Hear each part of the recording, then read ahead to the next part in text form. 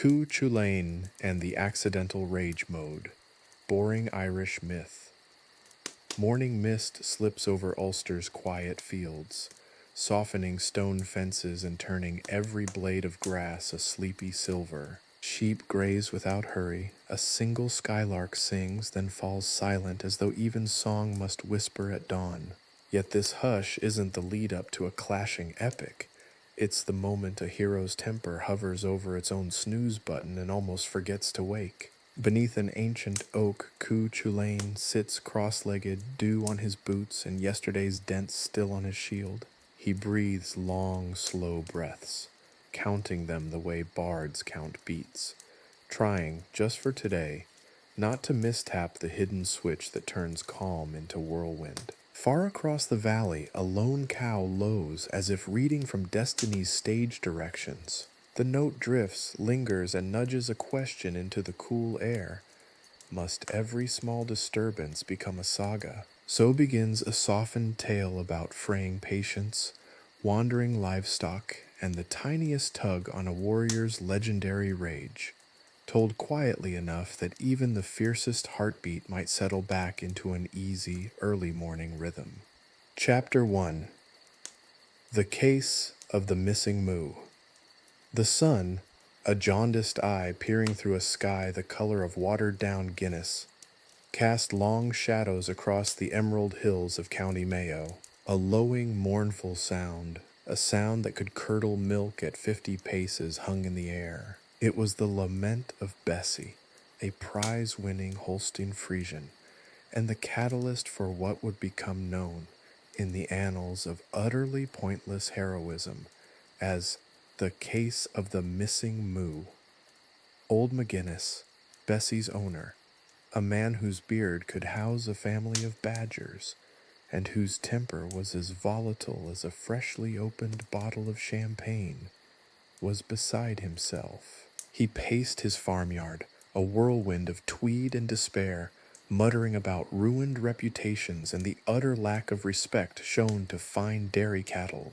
Chulainn, renowned warrior, slayer of monsters, and occasional user of excessive force, was not initially thrilled. He was, after all, used to facing down armies, not investigating the disappearance of livestock. But then came the prophecy. It arrived, not via cryptic whispers from a hooded seer, but as a text message on the surprisingly modern smartphone of one of the perpetually bewildered bards. The message read, "Bovid crisis of epic proportions imminent. Cow missing. Act now." The grammatical errors were, predictably, attributed to divine intervention. Chulainn sighed. This was going to be a long day. He began his investigation. Sword, which had recently complained about lack of hazard pay and requested a union representative, strapped to his back, looking less like a fearsome warrior and more like a slightly overdressed holidaymaker burdened with excess luggage. His first step was, naturally, to consult the only available witness, a sheep, specifically Bartholomew, a rather self-important ram with a penchant for philosophical debates and an unnerving ability to stare directly into your soul. Bartholomew, after a lengthy pause filled with the rhythmic bleating only a sheep of his caliber could muster, offered the following. I saw a sort of blurry shape, perhaps bovine-related, heading towards the, west. Chulainn, already grappling with the limitations of sheep-based intelligence gathering, was further hampered by a sudden, violent surge of his infamous warp spasm rage.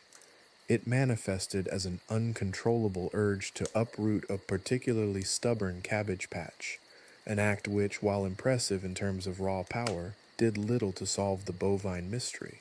The bards, attempting to document this heroic, in a profoundly bizarre way, display of strength, got a cabbage leaf stuck in their harp. His rage subsided, leaving behind a trail of uprooted vegetables and a mildly bewildered Chulainn. He then proceeded to interview a wise old owl named Professor Sophocles, a surprisingly erudite creature with a penchant for existential poetry and chamomile tea, a group of mischievous leprechauns who vehemently denied any involvement. We were framing a tiny portrait of the Queen with mushrooms, and a disgruntled badger who claimed Bessie owed him money, a complex dispute involving a shared turnip and a poorly defined contract. Professor Sophocles, ever the pragmatist, offered his assessment.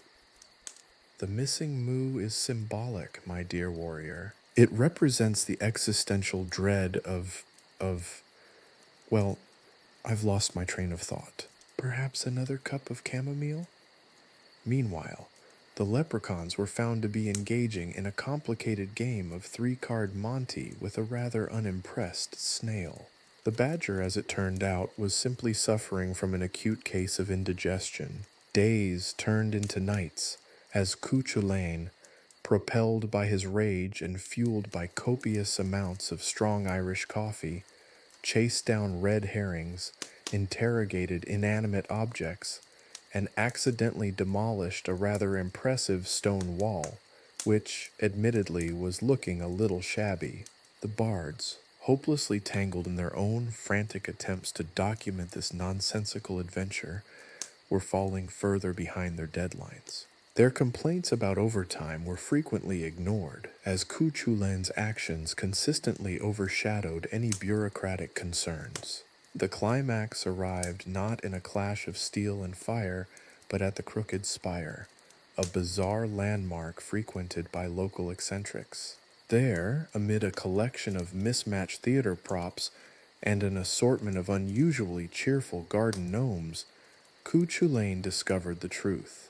Bessie wasn't abducted. She had, in a twist of events only the Irish countryside could produce, joined a traveling theatrical troupe of animals. She was playing the lead role in a rather poorly produced melodrama titled The Cow Who Couldn't Say Moo, a play entirely revolving around the existential angst of bovine existence and the tyranny of milking machines. The ensuing revelation was less a heroic confrontation and more a slightly awkward reunion. Bessie, surprisingly content in her new role, offered Chulainn a rather convincing imitation of a stage whisper. Old McGuinness, initially apoplectic, found himself unexpectedly charmed by the whole farcical affair, and Chulainn, exhausted but strangely satisfied, finally understood the prophecy. It wasn't about a catastrophic bovine crisis, but about the surprisingly profound comedic potential inherent in a missing moo.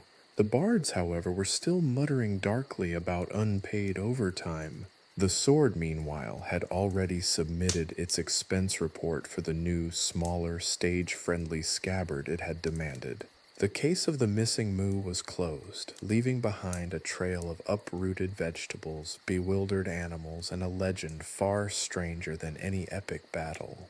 The sheep, Bartholomew, had proven less than helpful, his cryptic pronouncements offering little more than a vague sense of direction and a profound existential crisis for Chulainn himself.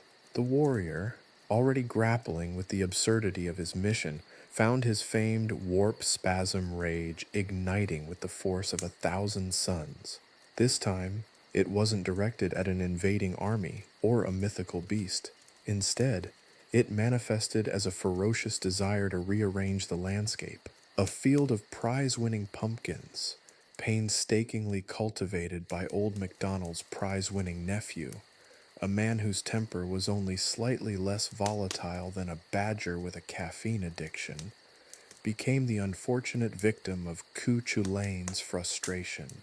Pumpkins, once rotund and orange, now lay scattered like fallen soldiers on a particularly fruity battlefield.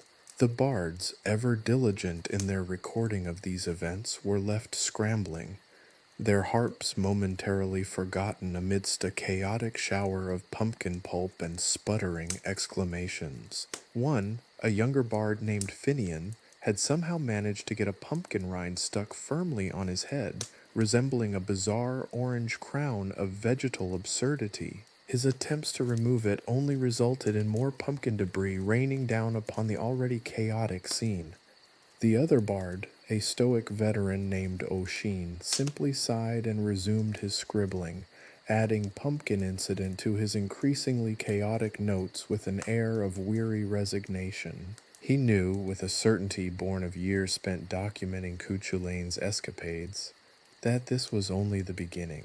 Chulainn, having somewhat relieved his rage through horticultural vandalism, moved on, his investigation now fueled by a potent mix of Irish coffee and righteous indignation.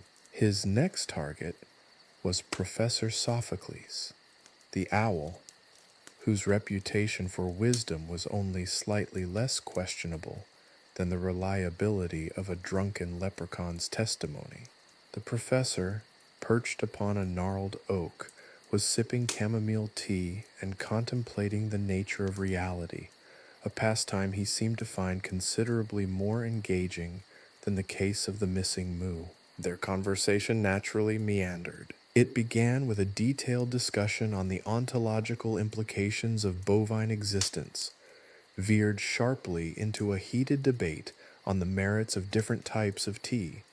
Professor Sophocles was a staunch Earl Grey advocate, and culminated in a surprisingly insightful analysis of the existential angst experienced by garden gnomes. At no point did the conversation directly address the missing cow, although Chulainn did manage to extract a somewhat cryptic comment about the inherent symbolism of the udder. The information, while poetic, was disappointingly unhelpful. Meanwhile, the leprechauns remained infuriatingly unhelpful. Their involvement in the case appeared to be purely coincidental. Their main concern seemed to be a territorial dispute over a particularly vibrant patch of four-leaf clovers. Their interrogation involved a great deal of flashing green light, suspiciously loud laughter, and the unexpected appearance of a miniature harp-playing ferret. Chulainn, despite his years of experience battling mythical creatures, found himself completely baffled by their antics. The bards, meanwhile, had added leprechaun shenanigans to their notes, followed by a hastily scribbled disclaimer that nothing makes sense anymore. The search extended to the local pub, the Drunken Druid, a haven for eccentrics, gossips, and individuals with a penchant for poorly told stories. Here, Chulainn engaged in a series of increasingly bizarre interviews, with each conversation leading to a new dead end and a stronger craving for Irish coffee. He spoke to a woman who claimed Bessie had been abducted by aliens, accompanied by evidence consisting of a slightly bent spoon and a strangely compelling story about a spaceship disguised as a giant turnip. A man who insisted Bessie had simply decided to retire early and open her own spa, which he claimed was highly successful and catered exclusively to stressed-out sheep, and a rather inebriated farmer who swore Bessie was secretly a spy for a rival dairy farm, engaged in a complex scheme to steal their trade secrets. As days bled into nights, Chulainn's rage, though still simmering, took on a more philosophical edge. He began to question the very nature of his quest. Was he a warrior battling a cosmic injustice, or a slightly unhinged individual chasing shadows in a field of absurd possibilities? The bards, meanwhile, were becoming increasingly frantic. Their deadline was looming, their harps were in dire need of repair, and their notes were less a coherent narrative and more a chaotic jumble of half-finished sentences, frantic scribbles, and increasingly desperate pleas for overtime pay. Finian, still sporting the pumpkin rind hat, had apparently started composing a ballad about the existential woes of pumpkins, a rather unexpected but strangely moving addition to their chaotic saga. The investigation continued, taking unexpected twists and turns. Chulainn, driven by his frustration and the constant flow of Irish coffee, even resorted to interrogating inanimate objects. A particularly stubborn fence post yielded no useful information, but it did provide Chulainn with a surprising amount of physical exercise. He also attempted to communicate with a flock of geese, a rather fruitless endeavor that resulted in a minor avian uprising and a lot of honking. His quest, once focused on a simple missing cow, had become a kaleidoscopic adventure into the heart of Irish absurdity. The bards, meanwhile, began to suspect that perhaps they were hallucinating. The reality of their situation, constantly chasing a rage-fueled warrior through a landscape populated by eccentric animals and philosophical owls, was starting to question the sanity of the entire enterprise. Even O'Sheen, the veteran, was beginning to doubt his own sanity. The amount of coffee consumed by Chulainn was becoming a topic of scientific debate, the most plausible conclusion pointing toward some form of superhuman metabolic process. If they could solve that, perhaps they could solve the case of the missing moo. The chaos continued, culminating in a rather spectacular confrontation with a particularly aggressive scarecrow.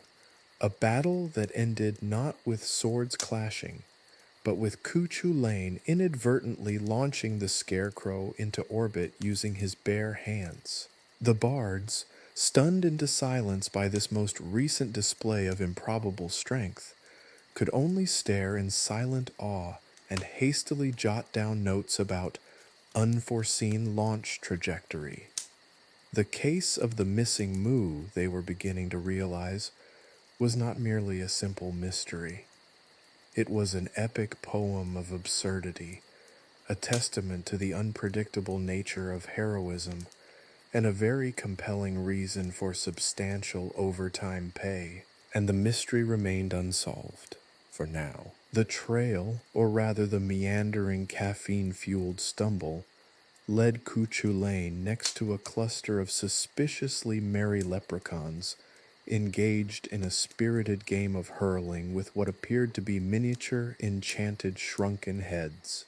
Their laughter, high-pitched and unsettling, echoed through the valley, momentarily drowning out the incessant chirping of crickets and the distant bleating of sheep. Bartholomew, notably silent for once. "Excuse me," Chulainn bellowed, his voice carrying with the unexpected force of a foghorn. "Have you seen a cow? A large, rather docile cow named Bessie?" The leprechauns stopped their game, their tiny faces contorting into expressions of mock innocence. One, bolder than the rest, hopped forward, his emerald eyes twinkling mischievously. "Bessie, you say? Now there's a name that rings a bell. Or rather a tiny enchanted cowbell." He winked, a gesture so rapid it was barely perceptible. Chulainn, sensing a deliberate obfuscation, narrowed his eyes. "Speak plainly, you miniature rapscallions," he growled, his hand instinctively reaching for his sword, which, surprisingly, had started humming a jaunty tune, possibly requesting a raise. The leprechaun, unfazed, continued, "Ah, but where's the fun in plain speaking? Bessie, you see, has a penchant for adventure. She's a bit of a thrill seeker."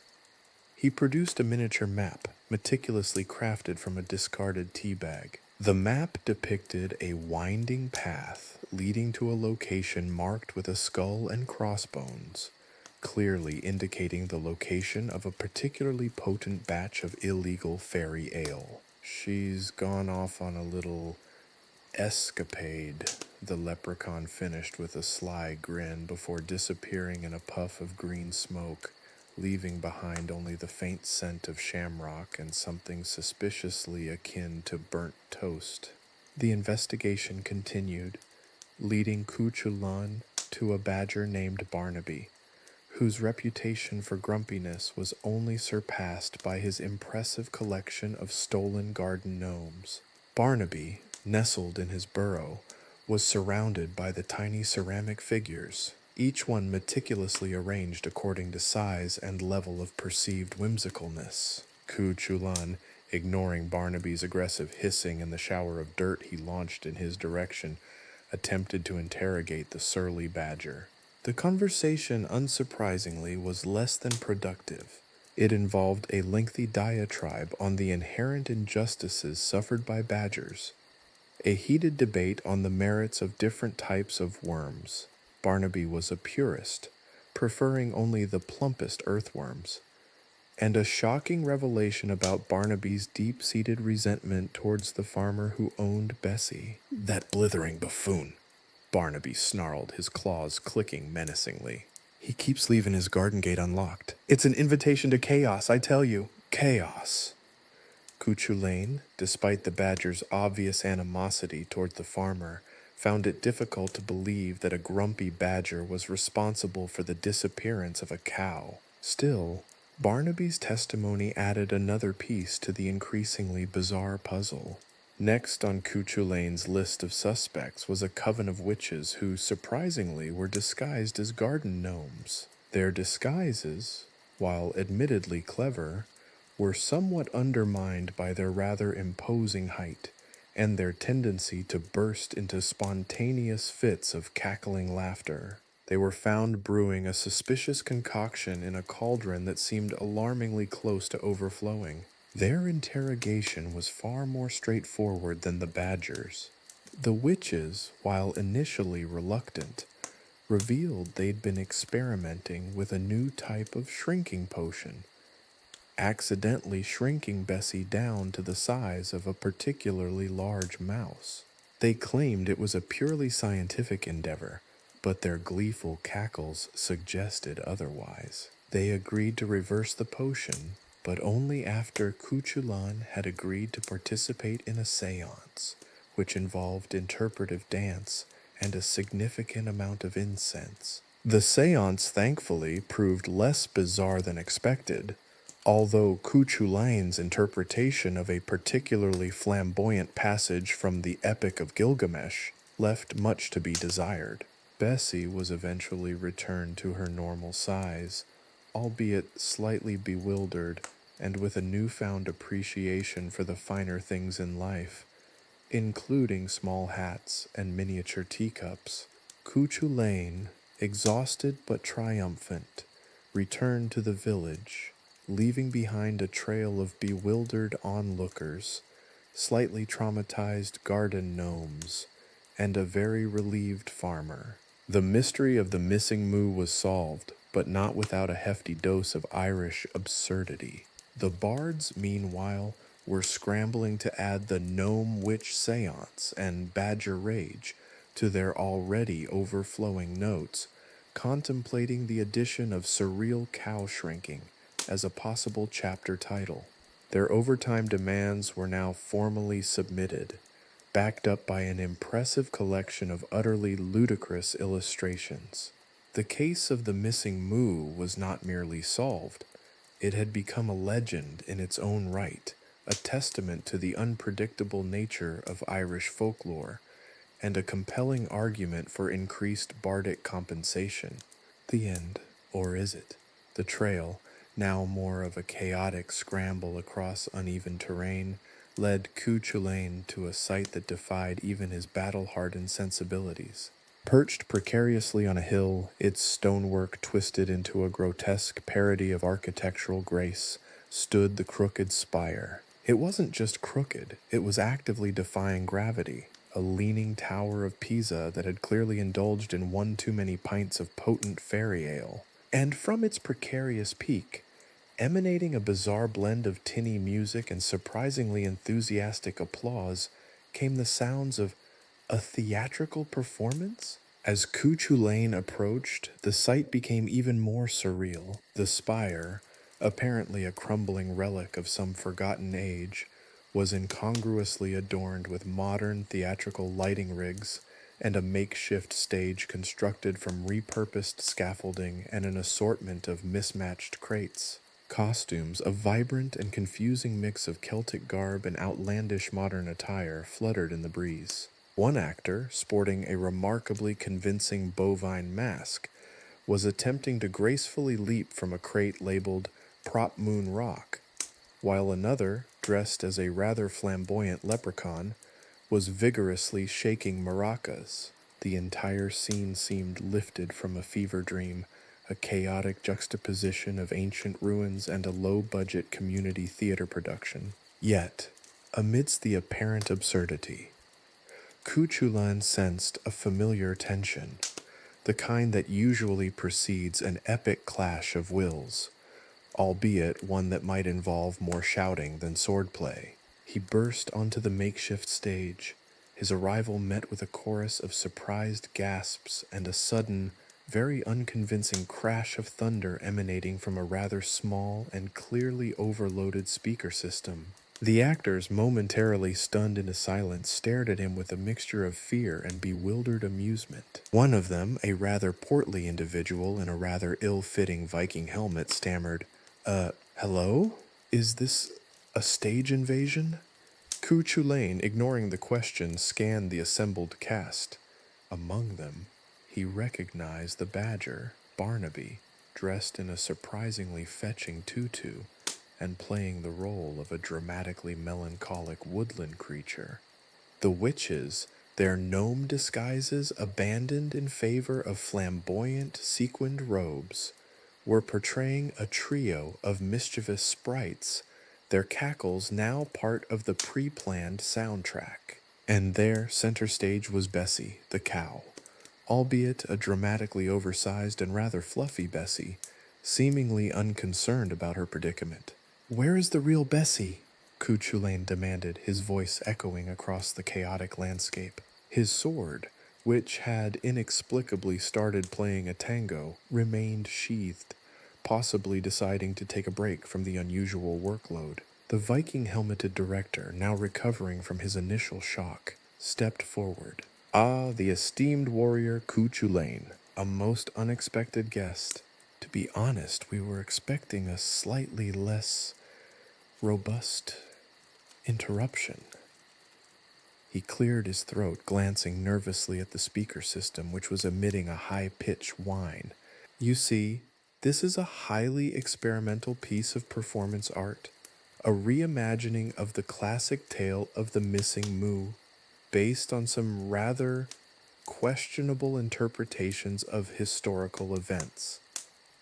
Chulainn raised an eyebrow. "Performance art? You abducted a cow for performance art?" "Well, not exactly abducted," the director stammered, adjusting his Viking helmet. "More like temporarily borrowed. For artistic purposes, of course." Before he could continue his convoluted explanation, Barnaby, still in his tutu, launched into a surprisingly heartfelt rendition of a badger's lament, his voice surprisingly operatic. The witches, seemingly improvising, joined in, their harmonies unexpectedly beautiful, creating an eerie, almost hypnotic backdrop to the badger's mournful song. Bessie, the oversized, fluffy version, began to moo along, somehow managing to synchronize her moos with the off-key accompaniment. The scene descended into utter chaos. Chulainn, initially bewildered, found himself swept up in the absurdity of it all.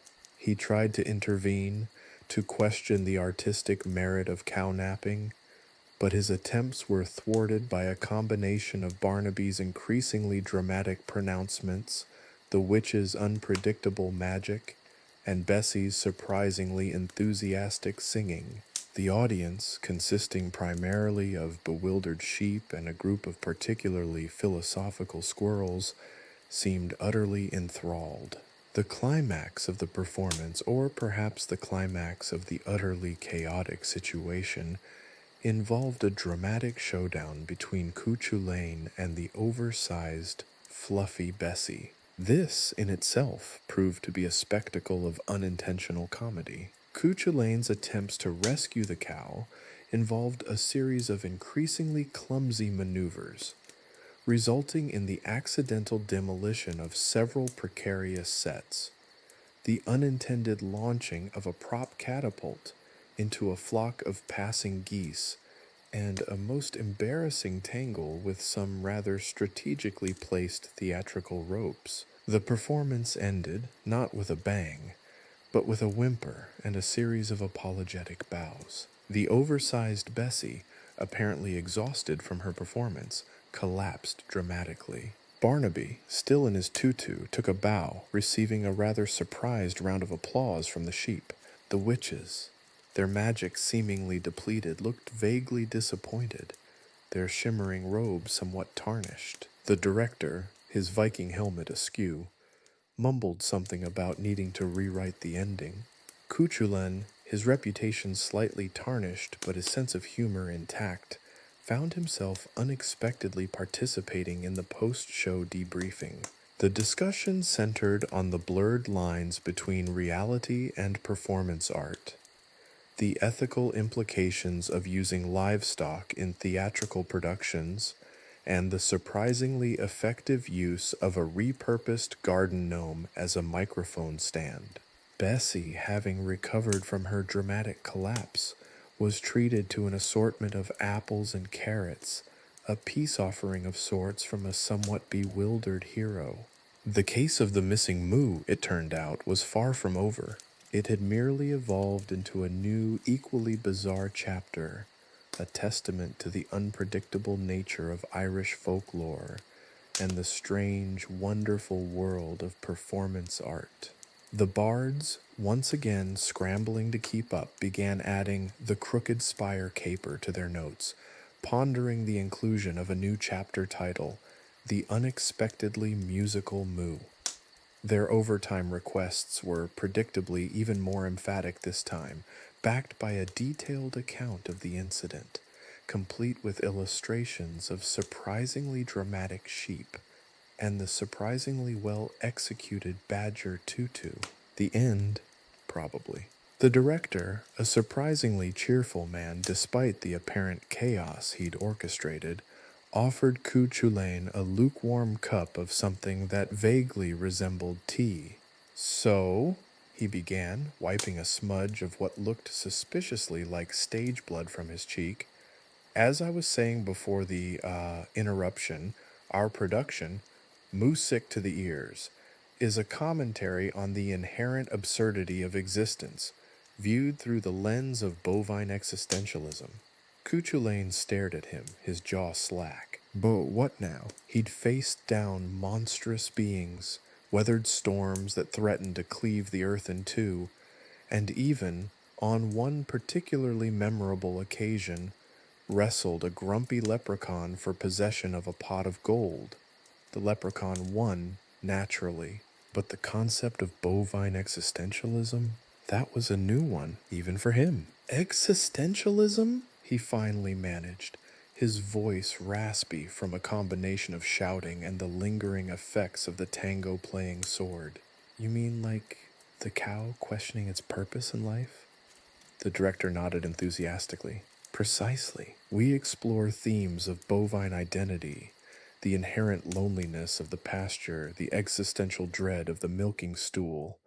He trailed off, apparently losing himself in the intricacies of his artistic vision. Chulainn considered this. He'd never thought of a cow's existential dread before.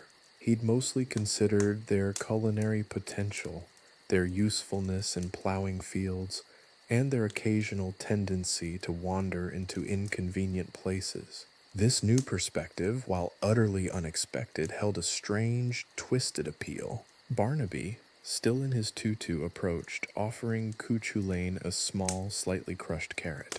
"A peace offering," he explained, his voice surprisingly melodious for a badger wearing a tutu. "From Bessie and the rest of the cast. We're quite fond of carrots, and apples, and, well, pretty much anything edible, really." The witches, having seemingly recovered their magical mojo, conjured a small cloud of sparkling dust which, surprisingly, smelled of freshly baked bread. "An apology for the slightly off-key harmonies," one of them chirped, her voice surprisingly high-pitched for a being who moments before had been belting out what could only be described as operatic chaos. Bessie, now munching contentedly on a particularly large apple, let out a low moo, a sound that somehow managed to convey both contentment and a faint air of self-satisfaction. She'd clearly enjoyed her time in the spotlight.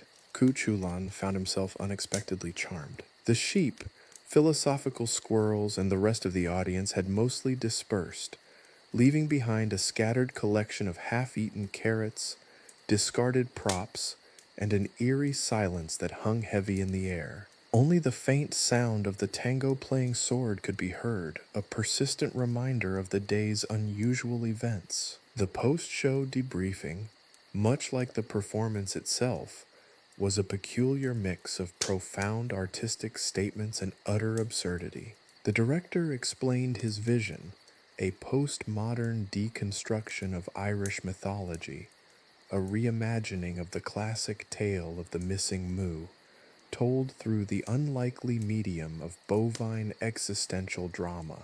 Chulainn, while still unconvinced about the artistic merits of cow-napping, found himself surprisingly captivated by the sheer audacity of it all. The conversation then meandered into various tangents. The merits of using repurposed garden gnomes as microphone stands, apparently surprisingly effective. The challenges of coordinating a cast comprised of a badger in a tutu, a trio of witches with questionable vocal range, and an exceptionally dramatic cow. The unexpected poetic depth of a badger's lament. And, of course, the existential angst of the modern bovine. As the sun began to set, casting long shadows across the crooked spire, Chulainn found himself shaking hands with the director, a man whose artistic vision was as bizarre as it was unexpectedly compelling. He'd come looking for a missing cow, and he'd found something far stranger, something that defied all logic, yet resonated with a peculiar sort of truth. The truth, it seemed, was often far more absurd than any myth. The next day, the bards arrived, their faces a mixture of exhaustion and wide-eyed disbelief. They'd heard whispers, rumors, tales whispered on the wind of a theatrical production starring a cow, a badger in a tutu, and a surprisingly philosophical squirrel. They'd brought extra quill pens, enough parchment to chronicle the entire saga, and an impressive supply of strong tea to help them cope with the overwhelming task at hand. Their overtime requests, detailed and meticulously documented, even included a detailed analysis of the badger's tutu, its design, material, and overall contribution to the narrative's comedic effect. The case of the missing moo, they realized, was merely the first act of a far more extensive and bewildering play. Chulainn, returning to his quiet cottage, found himself pondering the day's events. His rage, usually a raging inferno, had been strangely subdued, replaced by a sense of bewildered amusement. He'd faced down monsters, defied gods, and now he'd unexpectedly become an honorary member of a theatrical troupe specializing in bovine existentialism. The absurdity of it all somehow filled him with a strange sort of peace. Bessie, safe and sound, was grazing peacefully in his meadow. She seemed utterly unconcerned about the events of the previous day, though there was a hint of smug satisfaction in her eyes. She'd clearly enjoyed her brief foray into the world of performance art, and who could blame her? It had been a surprisingly memorable experience, one that even a war-weary warrior could appreciate, if only begrudgingly. The quiet hum of the tango-playing sword marked the end of the day's madness, a fitting soundtrack to this strange, unexpected, and entirely hilarious chapter in the life of Chulainn. But the quiet was deceptive. In the distance, faint sounds hinted at the arrival of something new, some new bizarre adventure. The saga was far from over. The gods, it seemed, had a penchant for the absurd, and Chulainn, whether he liked it or not, was destined to be caught up in their chaotic, hilarious machinations. The universe, and particularly the Irish countryside, never ceased to surprise. The bards, forever trailing behind, prepared themselves for the next chapter, their quills sharpened, their tea brewing, their overtime requests already in the making.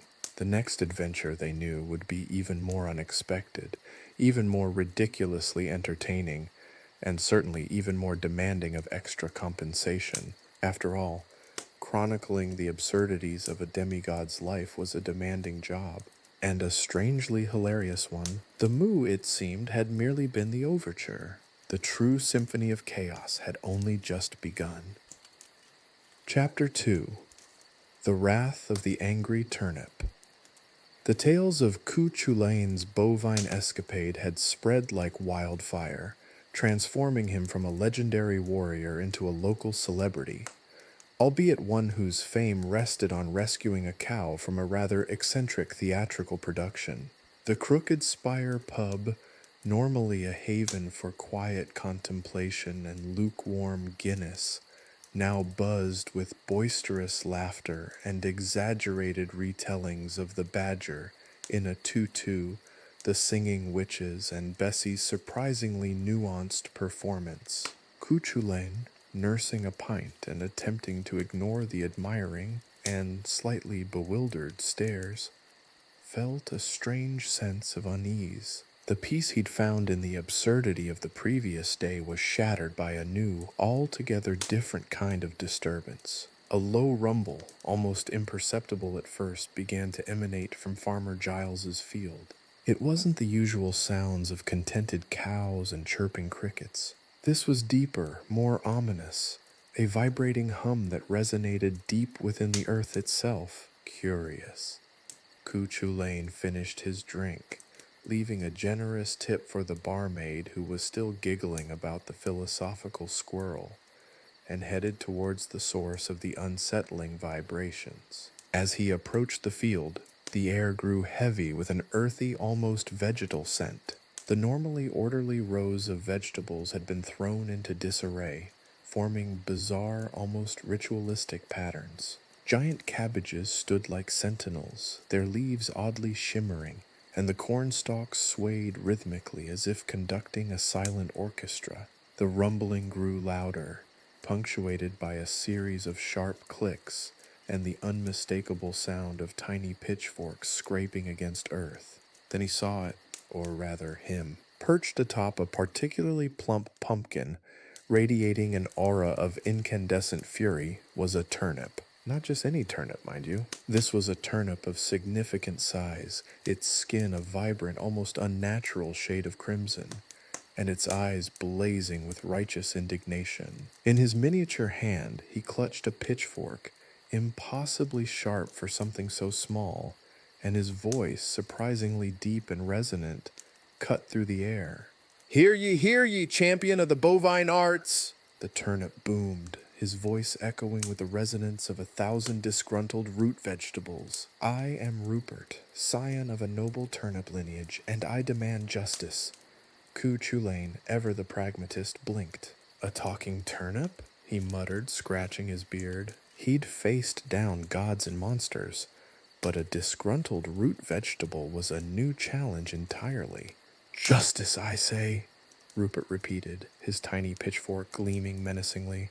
My family, a clan of esteemed turnips, were unjustly uprooted, their tender roots ripped from the very soil that nurtured them. A cruel and unforgivable act, perpetrated by none other than the villainous Farmer Giles. He paused dramatically, allowing the weight of his accusation to sink in. Chulainn, despite his initial bewilderment, was beginning to understand. This wasn't just a disgruntled turnip. This was a tragedy of epic, albeit miniature proportions.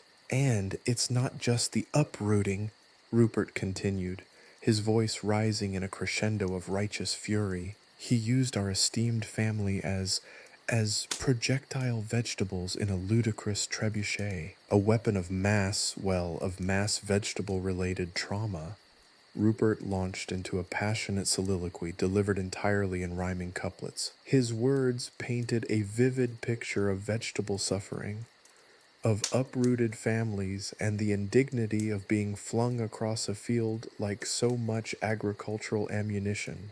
He described the psychological trauma of sudden detachment from the nourishing soil, the existential dread of airborne root vegetables, and the sheer humiliation of landing with a plop amidst a bewildered flock of chickens. Chulainn, usually a man of few words, found himself surprisingly captivated. Rupert's performance was both theatrical and genuinely moving. The rhymes, though occasionally clumsy, possessed a certain rustic charm, and his passion was undeniable. He could see the injustice in Rupert's tiny but fiercely determined eyes. "So," Rupert concluded, his voice softening slightly, "I implore you, mighty warrior, to avenge the turnips, to right the wrongs perpetrated by the wicked farmer Giles."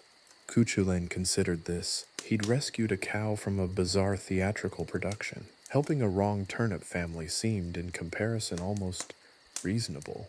Besides, the rhythmic thudding of Rupert's miniature pitchfork against the pumpkin was getting rather annoying. "All right, little fella," Chulainn said, drawing his own sword, which, oddly enough, began to hum a jaunty jig.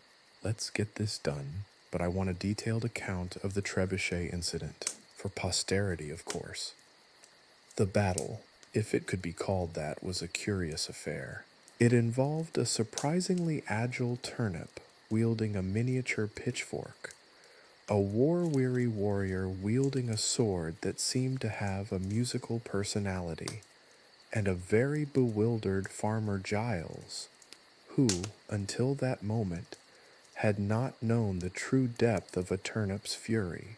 The final confrontation involved a surprisingly effective negotiation involving a large amount of fertilizer, a formal apology from Giles, and a guarantee of a new turnip-friendly area of his field. Justice, it seemed, was a rather unpredictable vegetable. The bards, arriving slightly late as usual, furiously scribbled down the astonishing events, their quill pens blurring with the speed of their writing, already calculating the overtime they'd undoubtedly claim. The saga, once again, had taken another ludicrous and unpredictable turn, and the next chapter promised to be even more absurd. The world, particularly the Irish countryside, was a truly remarkable place. The aftermath of the Turnip Rebellion was surprisingly peaceful. Farmer Giles, humbled by Rupert's fiery rhetoric and the surprisingly effective threat of a mass turnip uprising, had promised to reevaluate his farming practices. He'd even agreed to install a small, custom-built turnip spa in the field, complete with a miniature jacuzzi and a soothing aromatherapy system designed specifically for root vegetables. The bards, perpetually behind on their deadlines, were already composing ballads about the turnip uprising of 23, a surprisingly catchy tune that involved a surprisingly large number of rhyming vegetables. Chulainn, however, found his hard-earned peace shattered once more. A new, even more bizarre challenge loomed on the horizon. A low, rustling sound emanated from the direction of O'Malley's field. A sound that, while less ominous than the earth-shaking vibrations of the Turnip Rebellion, was somehow even more unsettling. It was a sound of whispering straw. He approached cautiously, his sword humming a slightly nervous tune. O'Malley's field, normally a cheerful expanse of waving barley, was now the site of an unusual gathering. Scarecrows. Hundreds of them, scarecrows of all shapes and sizes, some tall and imposing, others short and comically dilapidated, all gathered in a large haphazard circle. It was a scarecrow convention apparently, and it was under siege. At the center of the circle, perched atop a wobbly hay bale, was a scarecrow of unusual size and menace. This wasn't your average straw-stuffed farmer frightener. This was a scarecrow king, adorned with a tattered crown made of thistles and a regal cloak woven from discarded burlap sacks. His eyes, two shiny black buttons, burned with furious intensity, and his straw arms, normally limp and lifeless, were now raised in a defiant gesture. "They dare mock our ancient ways," the Scarecrow King bellowed, his voice a surprisingly deep rasp that echoed across the field. "They scorn our traditions. They laugh at our straw-filled existence." Chulainn squinted. He could see smaller, more ordinary scarecrows surrounding the hay bale, their straw limbs trembling with either fear or righteous indignation. Their grievances, it turned out, were plentiful. Some complained about the increasingly sophisticated design of modern scarecrows, accusing them of style over substance. Others resented the newer plastic models, muttering about artificial intelligence and the degradation of the scarecrow craft. There were even accusations of scarecrow-related identity theft. The siege, as it turned out, was being conducted by a small but fiercely determined group of rebellious scarecrows. They were led by a particularly grumpy scarecrow named Barnaby, whose straw beard was perpetually tangled and whose patched-up clothes spoke volumes about his history of various bird-related encounters. Barnaby, armed with a miniature pitchfork almost identical to Rupert's, addressed Chulainn directly. "Champion of the bovine and turnip causes?" Barnaby rasped, his voice gravelly from years of wind and weather. "We beg your aid. The esteemed convention of scarecrows has been infiltrated by impostors, plastic abominations that threaten our very existence." Chulainn sighed. He'd faced down gods, monsters, and a surprisingly militant turnip. A scarecrow rebellion was honestly a bit underwhelming. Yet the sheer absurdity of it all, the very idea of a scarecrow war, stirred something within him. It was, he had to admit, a challenge worthy of even his legendary rage. The battle, if it could be so described, was a chaotic ballet of straw, fury, and surprisingly effective scarecrow weaponry. Barnaby and his rebel scarecrows launched a series of coordinated attacks, hurling small stones, stray pieces of corn, and even the occasional well-aimed cobweb. Chulainn, meanwhile, unleashed a whirlwind of well-aimed sword strokes, each blow accompanied by a dramatic flourish and a surprisingly loud whoosh sound effect. The conventional scarecrows, initially terrified, rallied to their king's defense, counterattacking with a series of surprisingly well-timed hay bale charges. The entire field was an absolute pandemonium. One particularly memorable moment involved Chulainn accidentally decapitating a scarecrow wearing a rather fetching straw hat. The head inexplicably flew high into the air, landing gracefully on a passing goose. The goose, disturbed by the sudden addition of straw-filled headgear, let out a loud squawk and flew away in a flurry of feathers and flapping wings, scattering several smaller scarecrows in the process. Another involved Chulainn attempting to reason with the Scarecrow King, but inadvertently inspiring a particularly intense philosophical debate about the nature of existence, identity, and the inherent meaning of straw. The debate, which lasted a good hour, involved the most advanced and intricate forms of scarecrow logic. Chulainn eventually emerged, slightly dazed but amused, by the unexpectedly profound musings of a stuffed scarecrow. The resolution to the siege was as bizarre as its start. It ended not with a dramatic victory, but a surprisingly amicable agreement. The Scarecrow King, swayed by Chulainn's unexpected ability to quote obscure scarecrow poetry, agreed to grant amnesty to the rebel scarecrows. He even agreed to implement some reforms to improve the convention's inclusivity and address the plastic scarecrow issue. As the sun set over the field, casting long shadows on the now reconciled scarecrows, Chulainn found himself once again pondering the absurdity of his existence. He'd saved a cow, avenged a turnip family, and restored peace to a warring faction of scarecrows. And the bards? They were already drafting a new epic poem, this one far more complex and involving a surprisingly intricate understanding of scarecrow social structures and the inherent dangers of plastic imitations. They wouldn't sleep for weeks, and overtime was looking extremely likely. The world, he thought, was a far stranger and more hilarious place than he'd ever imagined. And that thought itself was quite absurd. The farmhouse kitchen was a chaotic tableau of culinary chaos. Flour dusted every surface like a benevolent white snowfall. Half-peeled potatoes lay abandoned amidst a scattering of rolling pins and overturned bowls. The air hung thick with the scent of overripe apples and simmering resentment. At the center of this domestic battlefield sat Rupert, the angry turnip, perched precariously on a stack of cookbooks. He glared at Chulainn, his ruddy face a mask of simmering indignation. Chulainn, attempting a diplomatic stance, which mostly involved leaning casually against a wobbly kitchen chair, cleared his throat.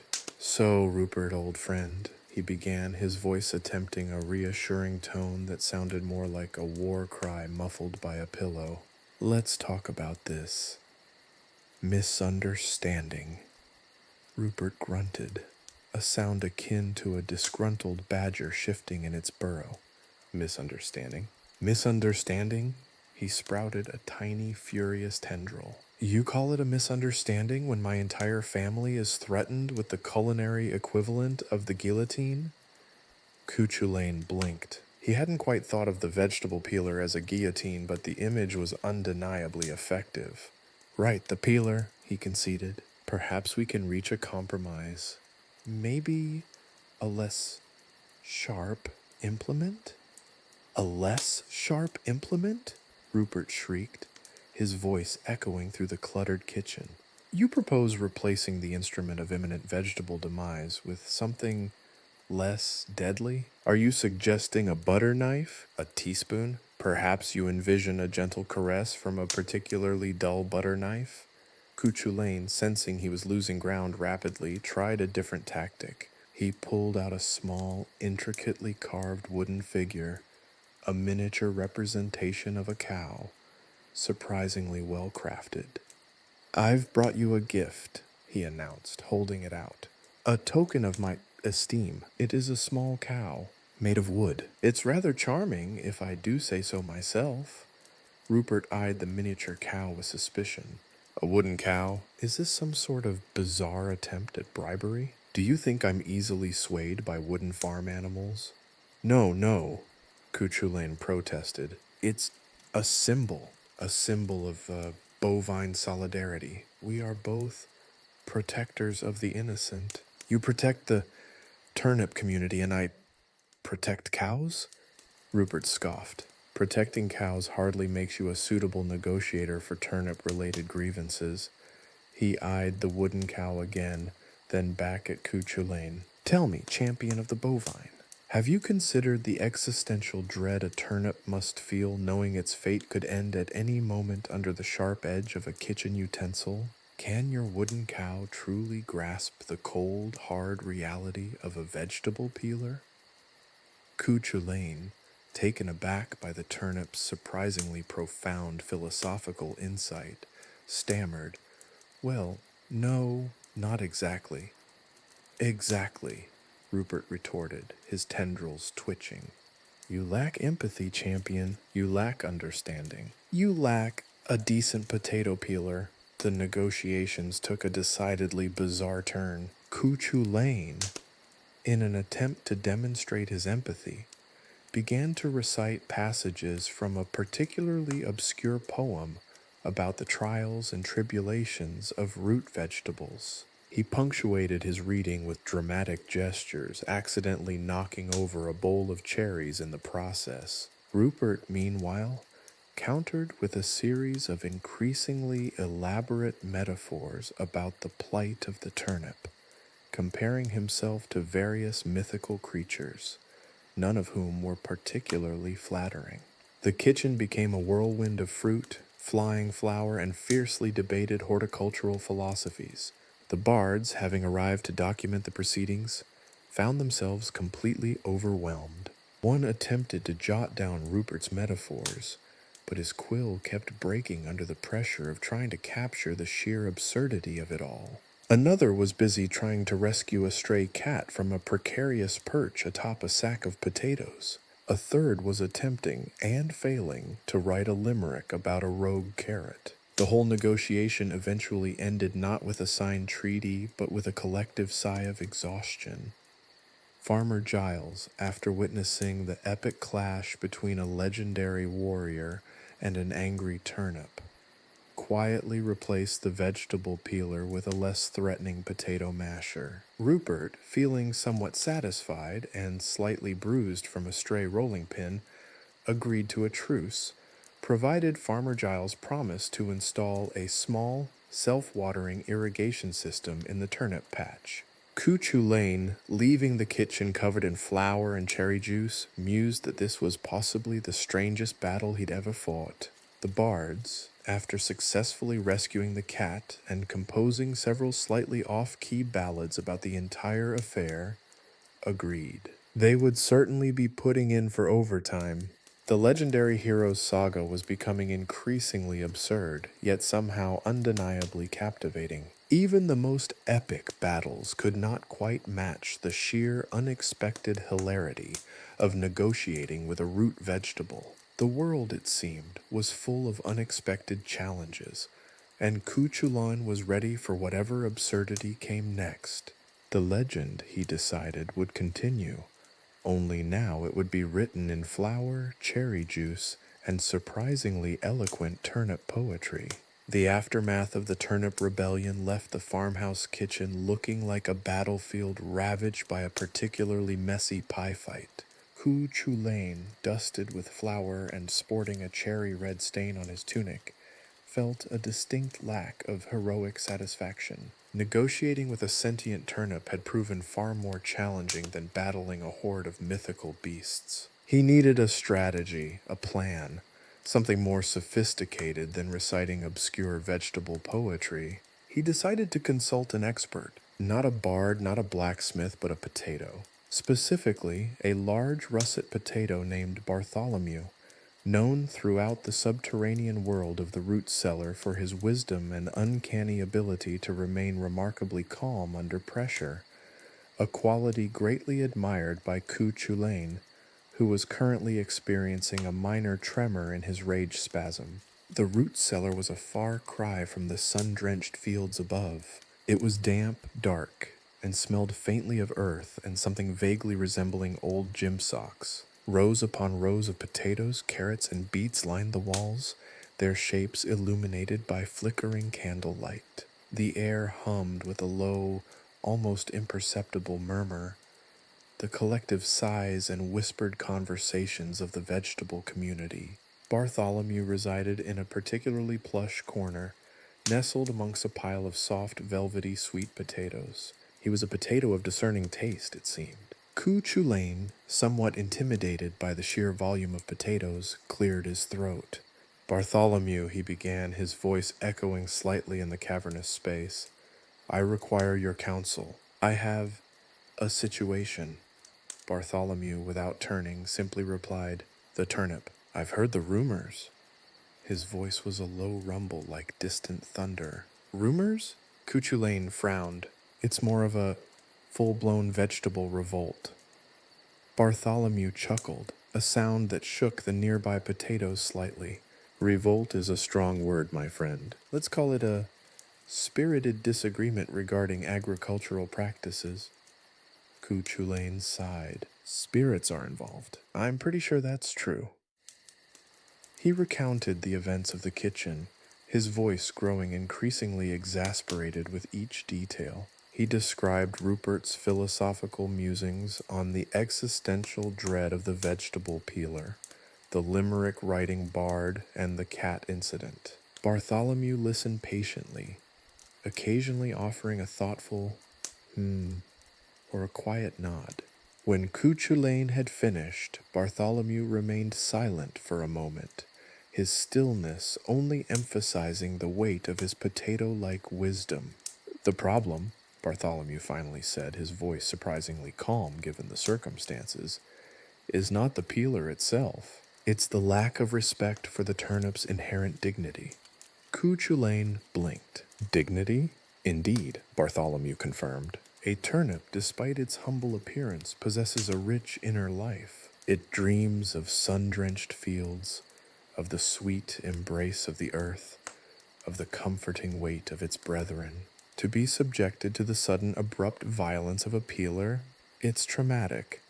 Chulainn considered this. He had fought monstrous beings, overcome terrifying odds, even negotiated with a grumpy philosophical turnip. Yet he hadn't considered the turnip's feelings. He had only seen it as an object, a potential ingredient. This was a new kind of battle, a battle of perception. "So, what do we do?"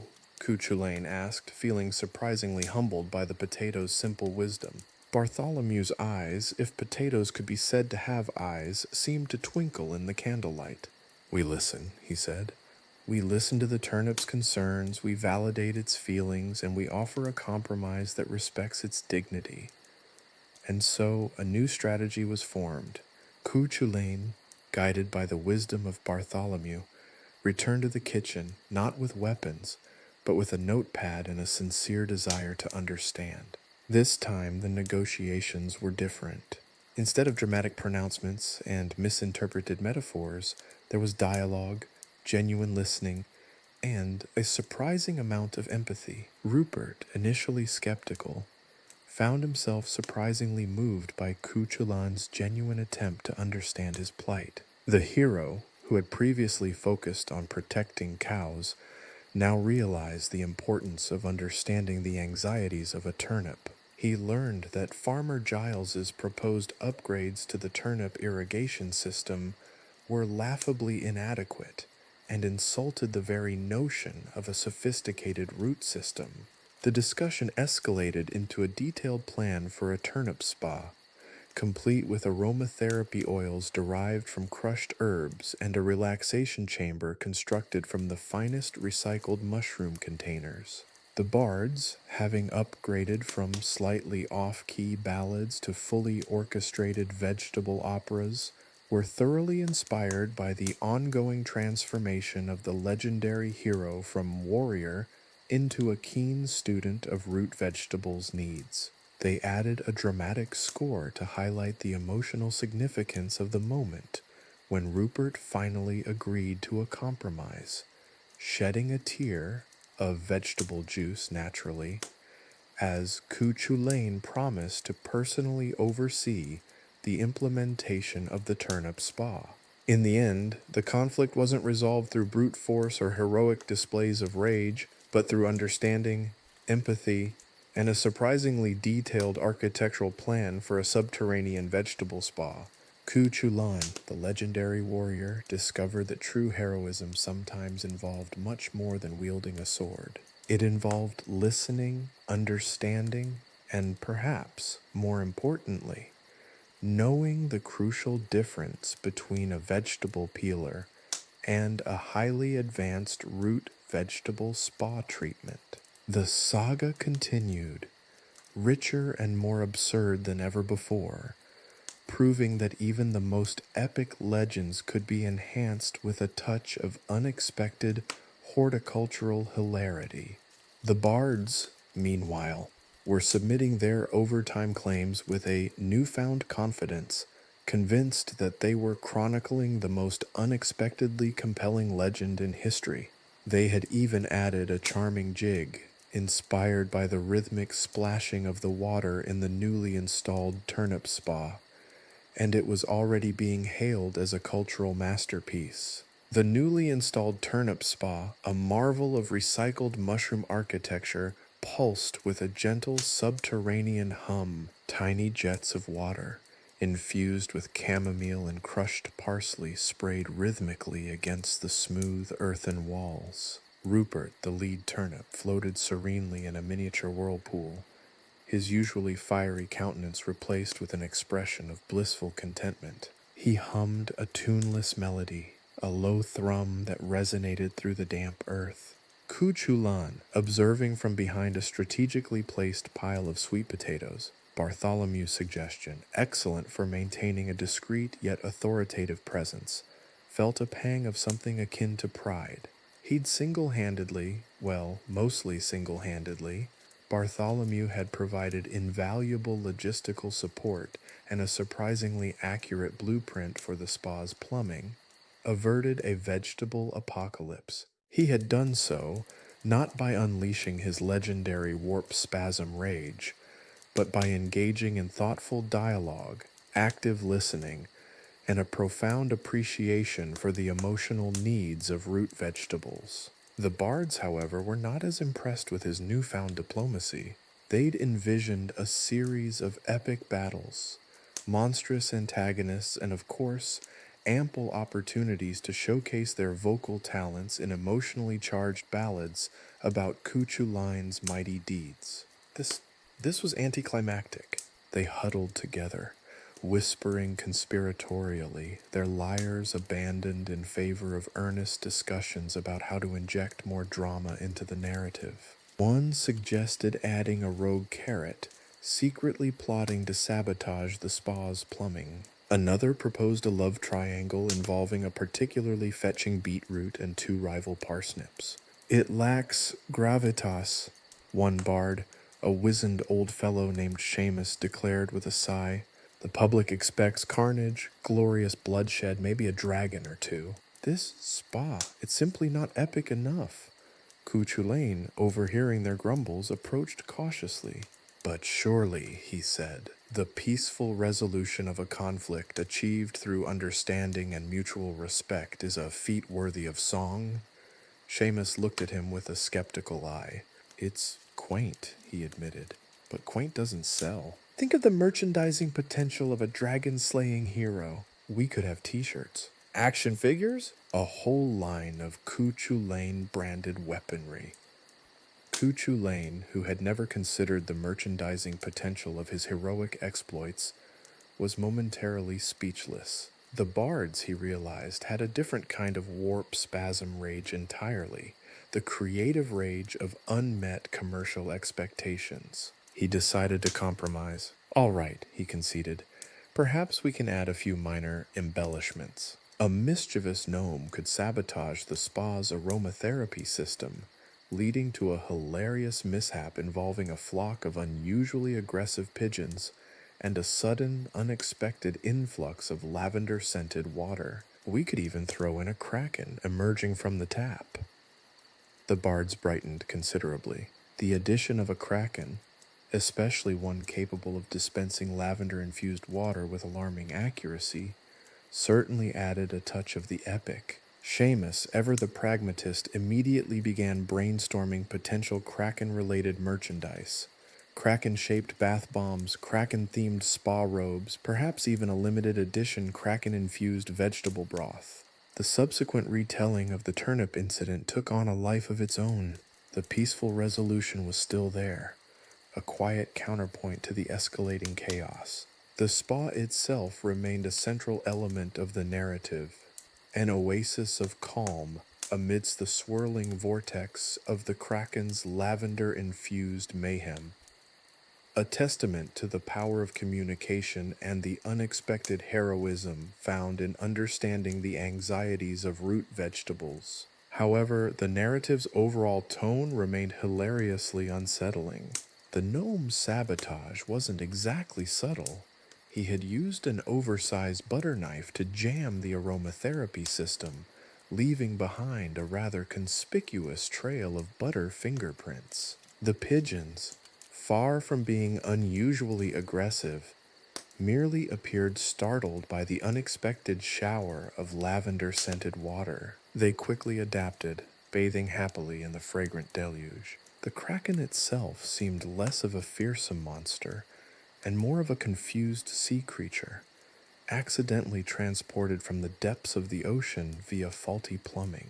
Its attempts to wreak havoc were mostly thwarted by Bartholomew, who simply used his potato-like wisdom to calmly redirect the kraken's water jets, resulting in a surprisingly calming massage for Rupert and the other turnips. The story, embellished as it was, became an instant sensation. Seamus's merchandising ideas were quickly implemented. Chulainn, despite his initial reluctance, found himself endorsing a line of heroic horticulturalist t-shirts, complete with a stylized image of him calming a kraken with a soothing potato-based aromatherapy blend. He even developed a lucrative side business selling turnip spa treatments to stressed-out warriors. The saga continued, richer and more absurd than ever before. The legend of Chulainn, once synonymous with terrifying rage, now encompassed a surprisingly nuanced understanding of vegetable emotions, faulty plumbing, and the unexpected profitability of Kraken-related merchandise. The bards, meanwhile, raked in royalties, their overtime claims exponentially larger than before, and their vegetable operas now a fixture in every major cultural festival. They even developed a sequel, focusing on a rogue pumpkins bid for world domination involving sentient scarecrows and a genetically modified zucchini with an alarming proficiency in karate. The world, it seemed, was a much more interesting place when viewed through the lens of horticultural hilarity and unexpected heroism. Even the cows seemed amused, though their appreciation mostly involved languid chewing and an occasional satisfied moo. The overall moral of the story remained somewhat unclear, but the merch was undeniably fabulous. Chapter 3: The Ballad of the Bewildered Bard. The air in the bardic hall hung thick with the scent of stale meat and desperation. Dimly lit by flickering candlelight, the hall resembled a chaotic library after a particularly boisterous book club meeting. Ancient scrolls tumbled from overflowing shelves, vying for space with half-eaten pastries and discarded lute strings. In the center of this literary maelstrom sat Finnegan, one of the bards charged with immortalizing Chulainn's increasingly bizarre adventures, his lyre abandoned like a fallen soldier. His face, usually alight with the fervent passion of a bard crafting a heroic ballad, was now a mask of profound existential dread. He stared blankly at a half-filled scroll, the quill clutched in his hand as limp as a day-old sausage. Writer's block, he'd always scoffed at it, considered it the affliction of lesser talents. But now, staring at the blank parchment, the enormity of his task pressed down on him with the weight of 1,000 unsung epics. How could he possibly capture the essence of a warrior who'd wrestled a kraken, admittedly a rather confused one, over a lavender-scented bath for turnips? How could he convey the sheer, absurd heroism of a man who'd engaged in peaceful negotiation with root vegetables? His fellow bards, sensing the gravity of the situation, or perhaps just the distinct lack of mead being consumed, gathered around him, their faces reflecting varying degrees of concern and impending doom. Seamus, ever the pragmatist, suggested a brainstorming session, complete with a generous supply of strong ale. Another bard, a portly fellow named O'Sheen, proposed a series of vigorous interpretive dances to unlock Finnegan's creative block. A younger bard, enthusiastic but utterly naive, even attempted to channel the spirit of the ancient Irish poets, resulting in a rather embarrassing rendition of a Viking death metal ballad. Finnegan, however, remained stubbornly unproductive. His writer's block wasn't just a creative slump, it was a full-blown existential crisis. The heroic tales he'd always envisioned, replete with epic battles and larger-than-life villains, felt utterly inadequate in the face of Chulainn's recent exploits. The warriors' actions, though undeniably heroic in their own strangely unconventional way, defied traditional narrative structures. They were far too quirky. How could you fit a kraken dispensing aromatherapy into a traditional heroic ballad without sounding utterly ridiculous? Chulainn, hearing the commotion from his newly established Zen garden for stressed-out warriors, another Bartholomew masterstroke, strode into the bardic hall, his usual intensity tempered by a surprising amount of serenity. He'd recently discovered the restorative power of miniature bonsai trees and the surprisingly meditative qualities of meticulously arranging pebbles. The sight of the gathered bards, however, instantly shattered his newfound tranquility. "What's all the ruckus?" he asked, his voice echoing through the hall. Finnegan, unable to articulate his creative paralysis, simply pointed at the blank scroll.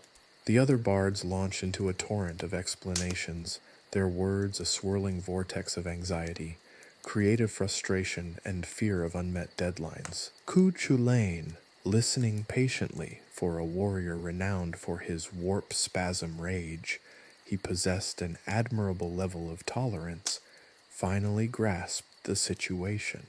His attempts to help, however, were as disastrously funny as his previous adventures. He initially tried to inspire Finnegan through storytelling, regaling him with tales of his latest horticultural endeavors and his ongoing efforts to improve communication between root vegetables and sentient garden gnomes. His stories, while brimming with oddly specific details, only seemed to deepen Finnegan's creative block. The image of Chulainn patiently mediating a dispute between a disgruntled parsnip and a philosophically inclined beetroot did not lend itself to a soaring, heroic ballad. Next, he attempted a more practical approach, offering to physically assist Finnegan in the writing process. This involved Chulainn attempting to dictate the story while Finnegan frantically scribbled, resulting in a chaotic mess of illegible scribbles and frustrated sighs. Chulainn's dramatic descriptions of the Kraken's lavender-infused water jets were rendered incomprehensible by Finnegan's frantic attempts to keep up, producing a text that resembled a particularly abstract form of modern art. His final and most ill-advised attempt involved a series of elaborate interpretive dances designed to unlock Finnegan's creative spirit. These involved Chulainn impersonating a rogue carrot, a disgruntled turnip, and, most notably, the aforementioned Kraken. His portrayal of the Kraken, while incredibly energetic, involved an unfortunate amount of flailing limbs and an accidental collision with a stack of ancient manuscripts. The resulting chaos only served to further demoralize the already distraught bard. By the end of Chulainn's well-intentioned but ultimately disastrous intervention, the bardic hall was in a state of utter disarray. Manuscripts were scattered, ale had been spilled, and O'Sheen was attempting to reenact Chulainn's Kraken dance, much to the amusement and slight horror of the other bards. Finnegan, however, remained stubbornly blocked. The situation seemed hopeless. Even Seamus, the master of pragmatic solutions, was at a loss. The fate of the bardic community, and indeed the very fabric of Chulainn's legendary status, hung precariously in the balance. The legend, it seemed, was at risk of becoming a footnote in history, a tale of a warrior so heroic his actions were beyond the grasp of even the most talented bard. Only time and perhaps a substantial amount of strong ale would tell if Finnegan could overcome his creative blockade and capture the uniquely absurd glory of Chulainn's unconventional heroism. The pressure was on and the stakes were higher than a stack of unsung epics. The fate of the merchandise alone was enough to inspire even the most creatively blocked bard. The Kraken bath bombs weren't going to sell themselves. The next morning dawned bright and breezy. The Irish countryside bathed in the golden light of a new day. Birds chirped, sheep bleated, and Chulainn, having finally mastered the art of bonsai pruning, or so he claimed, decided to take a more hands-on approach to Finnegan's writer's block. He envisioned a series of creative writing exercises designed to unlock the bard's dormant muse. Of course, his methods were as unconventional as his previous exploits. His first exercise involved a rage-fueled rhyme-off. Chulainn, channeling his infamous warp spasm rage, albeit a slightly toned-down, environmentally conscious version, began to bellow out lines of poetry about the injustices suffered by root vegetables. The result was a surprisingly rhythmic, albeit nonsensical poem about a turnip's existential crisis, the oppression of parsnips, and the socio-economic disparities between potatoes and sweet potatoes. Finnegan, initially horrified, found himself subtly tapping his foot to the rhythm.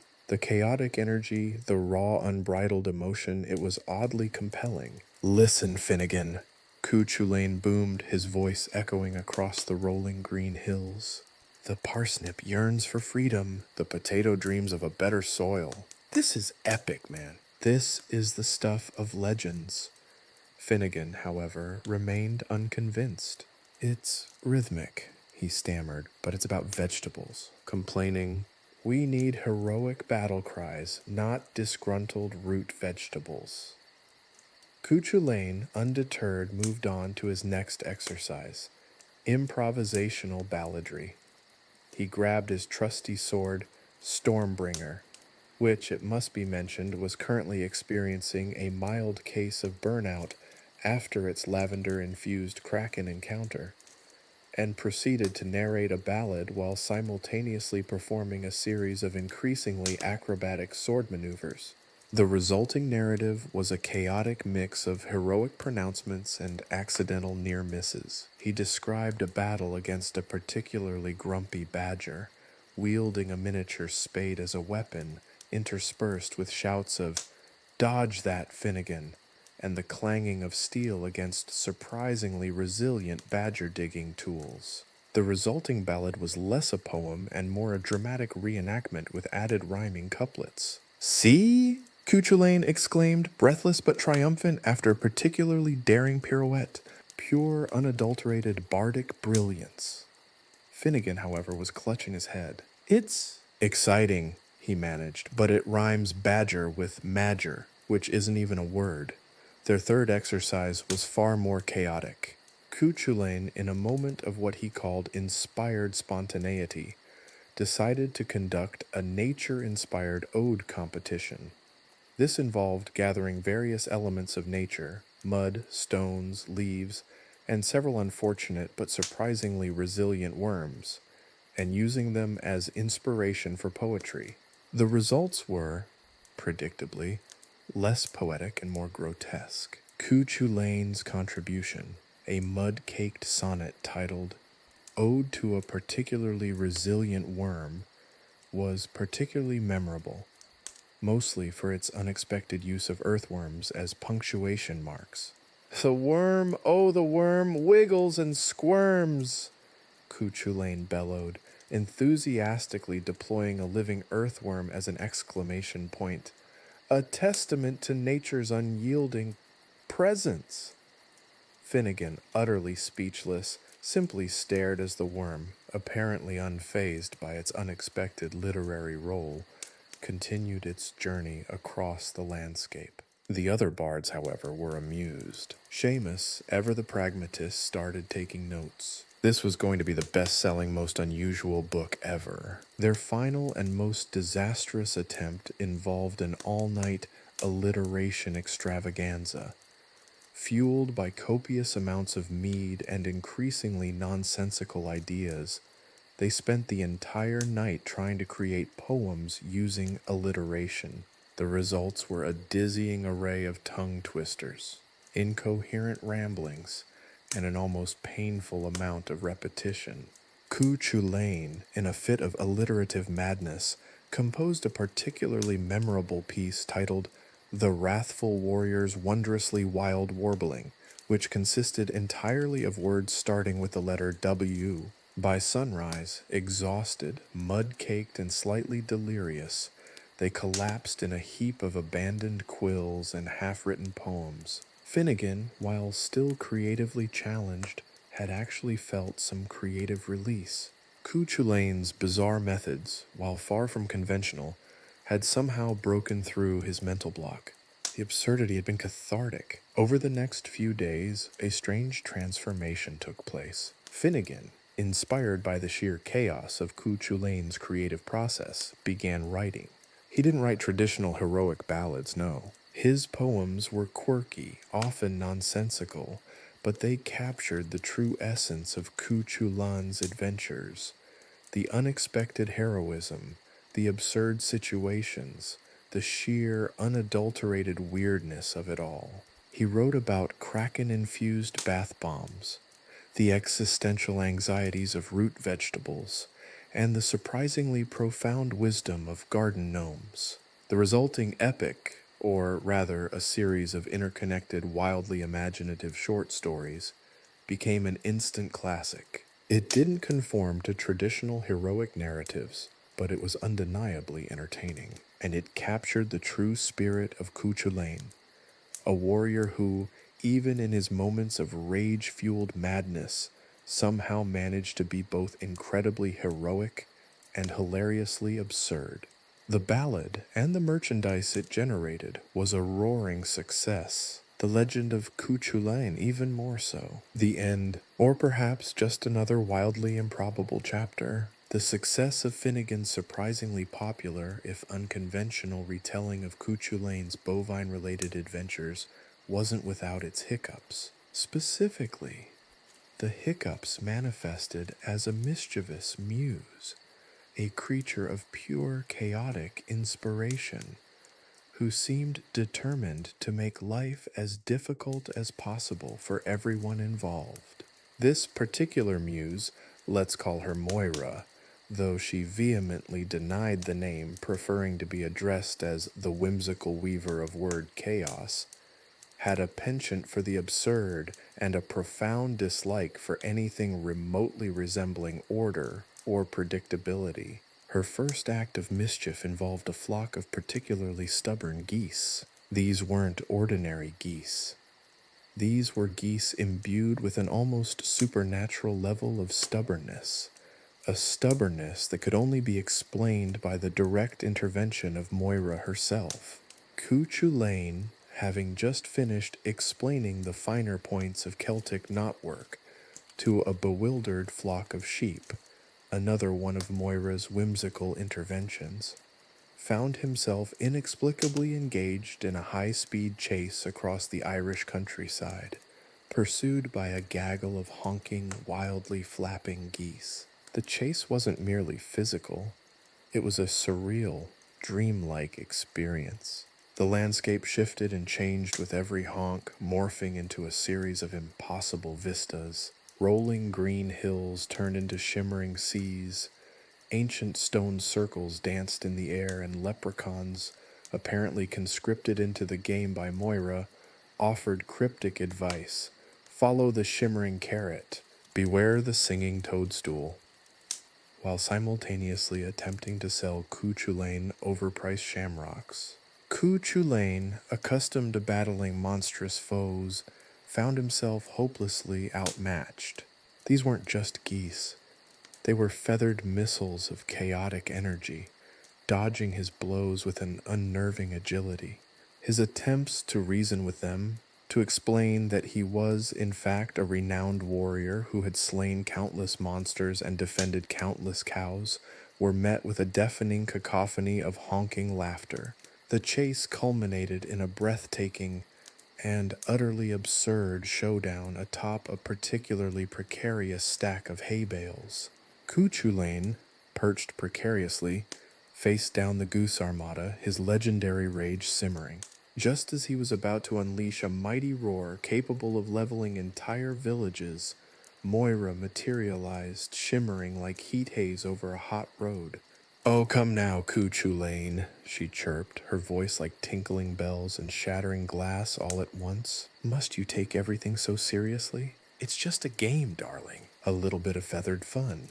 With a flourish, she vanished, leaving Chulainn exasperated and covered in goose droppings to contemplate the nature of reality and the infuriating capriciousness of muse-induced mayhem. Finnegan, witnessing the entire spectacle from a safe distance, he had a very healthy fear of both geese and the muse, scribbled furiously in his notebook. This, he realized, was far more interesting than any traditional heroic ballad. The true story of Chulainn wasn't about grand battles and glorious victories, but about the absurd, unpredictable chaos that invariably followed him like a particularly persistent shadow. The next day, Moira decided to focus her attention on Finnegan himself, taking the form of a charming, albeit rather annoying, talking badger. This badger, sporting a tiny monocle and a ridiculously oversized top hat, proceeded to regale Finnegan with a series of nonsensical poems about the philosophical implications of badger-sized teacups. The poems were excruciatingly bad, yet somehow compelling in their utter absurdity. Finnegan found himself strangely inspired, his writer's block dissolving like sugar in hot mead. He scribbled furiously, channeling the badger's nonsensical pronouncements into a series of increasingly bizarre short stories, each more chaotic and less coherent than the last. The stories featured sentient potatoes, engaging in philosophical debates, leprechauns organizing a synchronized swimming competition, and a surprisingly philosophical snail who pondered the meaning of existence while leaving a shimmering trail of iridescent slime. Moira, disguised as the badger, watched with evident amusement, occasionally interjecting with cryptic pronouncements like, "A dash of absurdity is the spice of life, my dear boy," or "Never underestimate the poetic potential of a well-placed mushroom." As days turned into weeks, the collaboration between Finnegan and Moira became increasingly bizarre. They held poetry slams in haunted bogs, wrote limericks in the midst of violent thunderstorms, and once even attempted to compose a ballad using only the sounds of nature, a project that ended with a rather unfortunate incident involving a very irritated bullfrog and a surprisingly well-aimed clod of mud. The final product, a chaotic masterpiece titled "The Ballad of the Bewildered Bard and the Mischievous Muse," was a stunning success. It defied all conventions, celebrating the unpredictable, the absurd, and the utterly ridiculous. It was a story about chaos, inspiration, and the occasionally maddening beauty of unbridled creativity, a testament to the power of a mischievous muse and the unexpected heroism of a bard who learned to embrace the nonsense. The book became a cult classic, spawning countless imitations and generating a wave of surprisingly popular merchandise, ranging from badger-themed teacups to surprisingly philosophical snail-shaped soaps. Chulainn, meanwhile, had learned to accept the unpredictable nature of his life. He still defended cows with his usual gusto, but he'd also come to appreciate the occasional absurdity, realizing that life, like a good ballad, was often more engaging when laced with a healthy dose of the unexpected.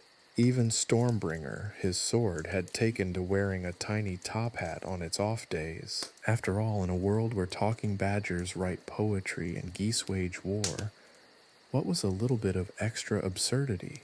It was, as Moira would undoubtedly say, just a little bit of feathered fun.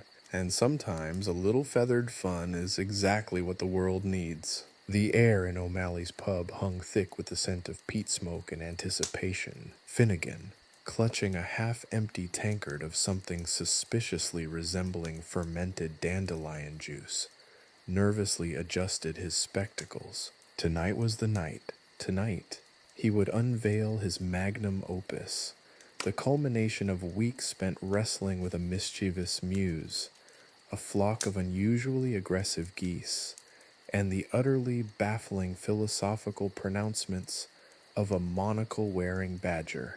Tonight he would share A Song of Absurdity, a ballad dedicated to the legendary if slightly unhinged warrior Chulainn.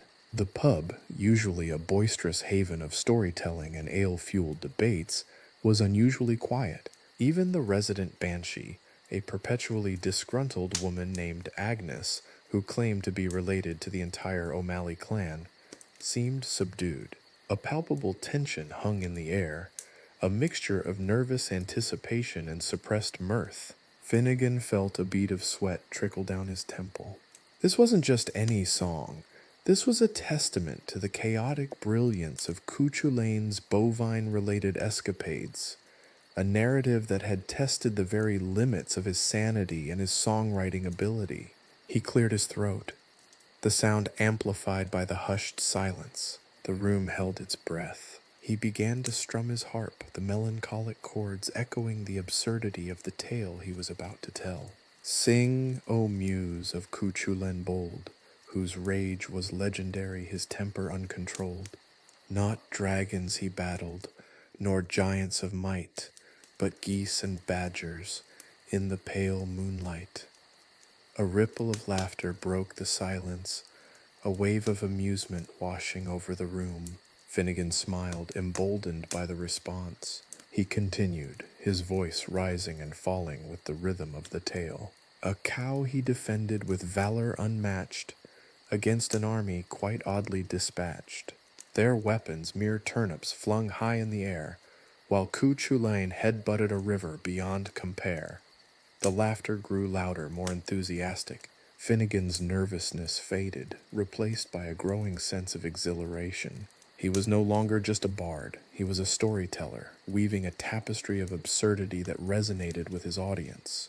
He sang of the surreal chase across the shifting landscape, the leprechaun's cryptic advice, and the geese's unnerving agility. He described Chulainn's battles with enchanted vegetables, his philosophical discussions with surprisingly eloquent potatoes, and his attempts to negotiate a peace treaty with a belligerent flock of sheep. The song was a whirlwind of unexpected imagery, a chaotic collage of surreal events. The ballad went on, each verse more ludicrous than the last. Finnegan described Moira's mischievous interventions, the badger's nonsensical poems about badger-sized teacups, and the surprisingly philosophical snail who pondered the meaning of existence while leaving a shimmering trail of iridescent slime. He wove in tales of synchronized swimming leprechauns, a philosophical debate between sentient potatoes, and a bullfrog who'd launched a surprisingly accurate counterattack with a muddy projectile. The room roared with laughter, the sound echoing off the low wooden beams of the pub. Agnes, the resident banshee, even let out a rare, throaty chuckle. As the song reached its crescendo, Finnegan described Chulainn's final triumphant moment. It wasn't a grand battle. It was a simple act of understanding, a moment of acceptance. Chulainn, exhausted but strangely peaceful, finally understood the absurdity of his own actions and the capricious nature of fate. He learned to laugh at himself, to appreciate the unexpected, and to embrace the inherent chaos of life. The final notes hung in the air, a delicate balance of melancholy and mirth. A hush fell over the room, a hush broken only by the crackling of the fire and the clinking of tankards. Then, a thunderous applause erupted, a wave of appreciation washing over Finnegan. He bowed deeply, his heart swelling with a mix of relief and exhilaration. The song was a success, a resounding victory against writer's block, a testament to the power of embracing the absurd. It captured the very essence of Chulainn's adventures, not as a series of heroic exploits, but as a chaotic, unpredictable journey filled with laughter, unexpected turns, and a healthy dose of utter nonsense. The patrons of O'Malley's roared their approval. They called for encores, demanding more verses about sentient potatoes and philosophical snails. Finnegan, spurred on by their enthusiasm, obliged, improvising new verses about a badger attempting to conduct a symphony using only the sounds of flatulence, and a flock of geese staging a coup in the local parliament. The night continued late into the wee hours, a testament to the enduring power of a good story, even, or perhaps especially, when it is completely and utterly absurd. The pub became a crucible of mirth, where laughter mingled with ale and the echoes of a bard's triumph. The next morning, Finnegan awoke to find himself a local legend.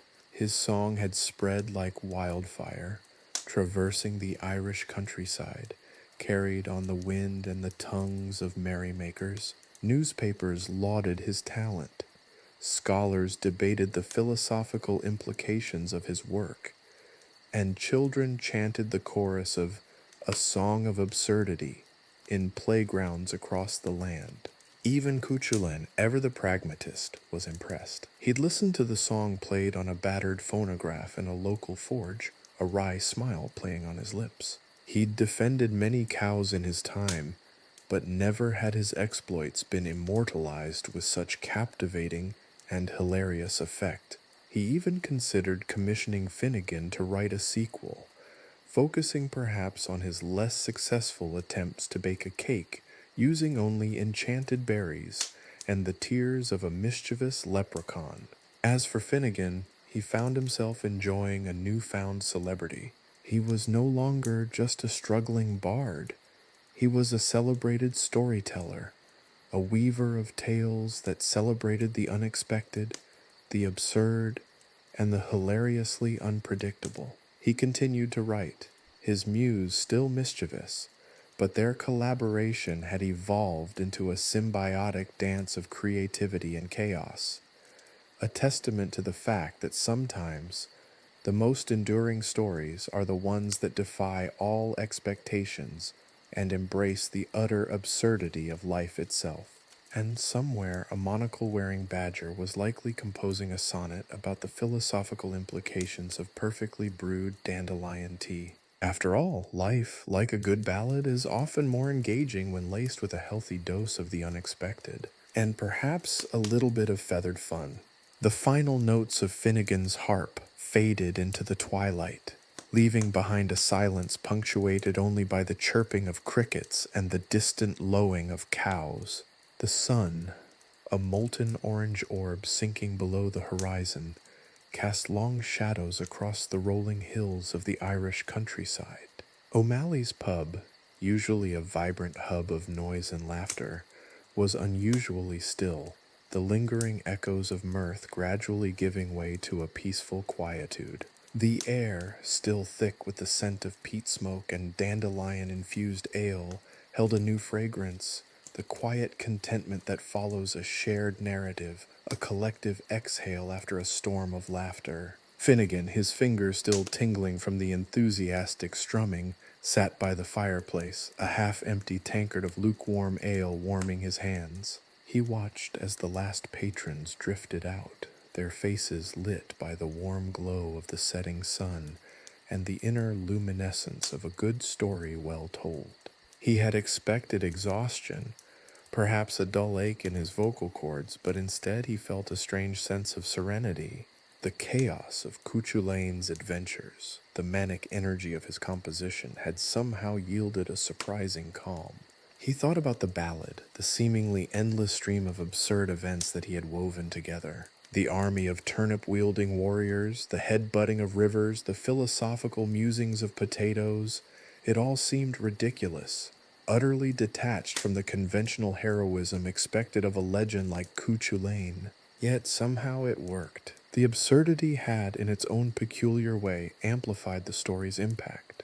The laughter, the shared experience, had bridged the gap between the fantastical and the real, forging a connection between the audience and the hero's tumultuous journey. The success of the ballad was more than just a triumphant performance. It was a testament to the power of storytelling itself. It showed how even the most chaotic events, the most senseless actions, could be transformed into a cohesive, compelling narrative, a tapestry woven from laughter, unexpected twists, and a generous dose of the absurd. It proved that even the most epic tales didn't always need grand battles and earth-shattering feats. Sometimes the most memorable moments were the ones that defied logic, the ones that made you laugh until your sides ached. Finnegan's song had not only entertained, but also had a strangely unifying effect. The disparate elements of Chulainn's adventures, initially seeming disconnected and fragmented, had found their coherence within the framework of the ballad. The laughter shared by the audience had created a sense of community, a shared experience that transcended the individual and embraced the collective. It was a reminder that even in a world of stark differences, we find common ground through shared stories, through shared laughter. As darkness fully enveloped the countryside, casting a deep velvety blanket over the rolling hills, Finnegan felt a profound sense of peace. The underlying absurdity of Chulainn's actions remained, a constant reminder of the unpredictable nature of life, a chuckle hidden beneath the epic narrative. But the ballad had found its own sort of resolution, not through a triumphant battle or a decisive victory, but through the acceptance of the absurd, the embrace of the unexpected. It was a different kind of heroism, a quiet acknowledgement of the inherent chaos of existence, a quiet understanding that life, much like a good story, was often more engaging when laced with a healthy dose of the unpredictable. He considered the implications. His song hadn't exactly solved Chulainn's anger management issues.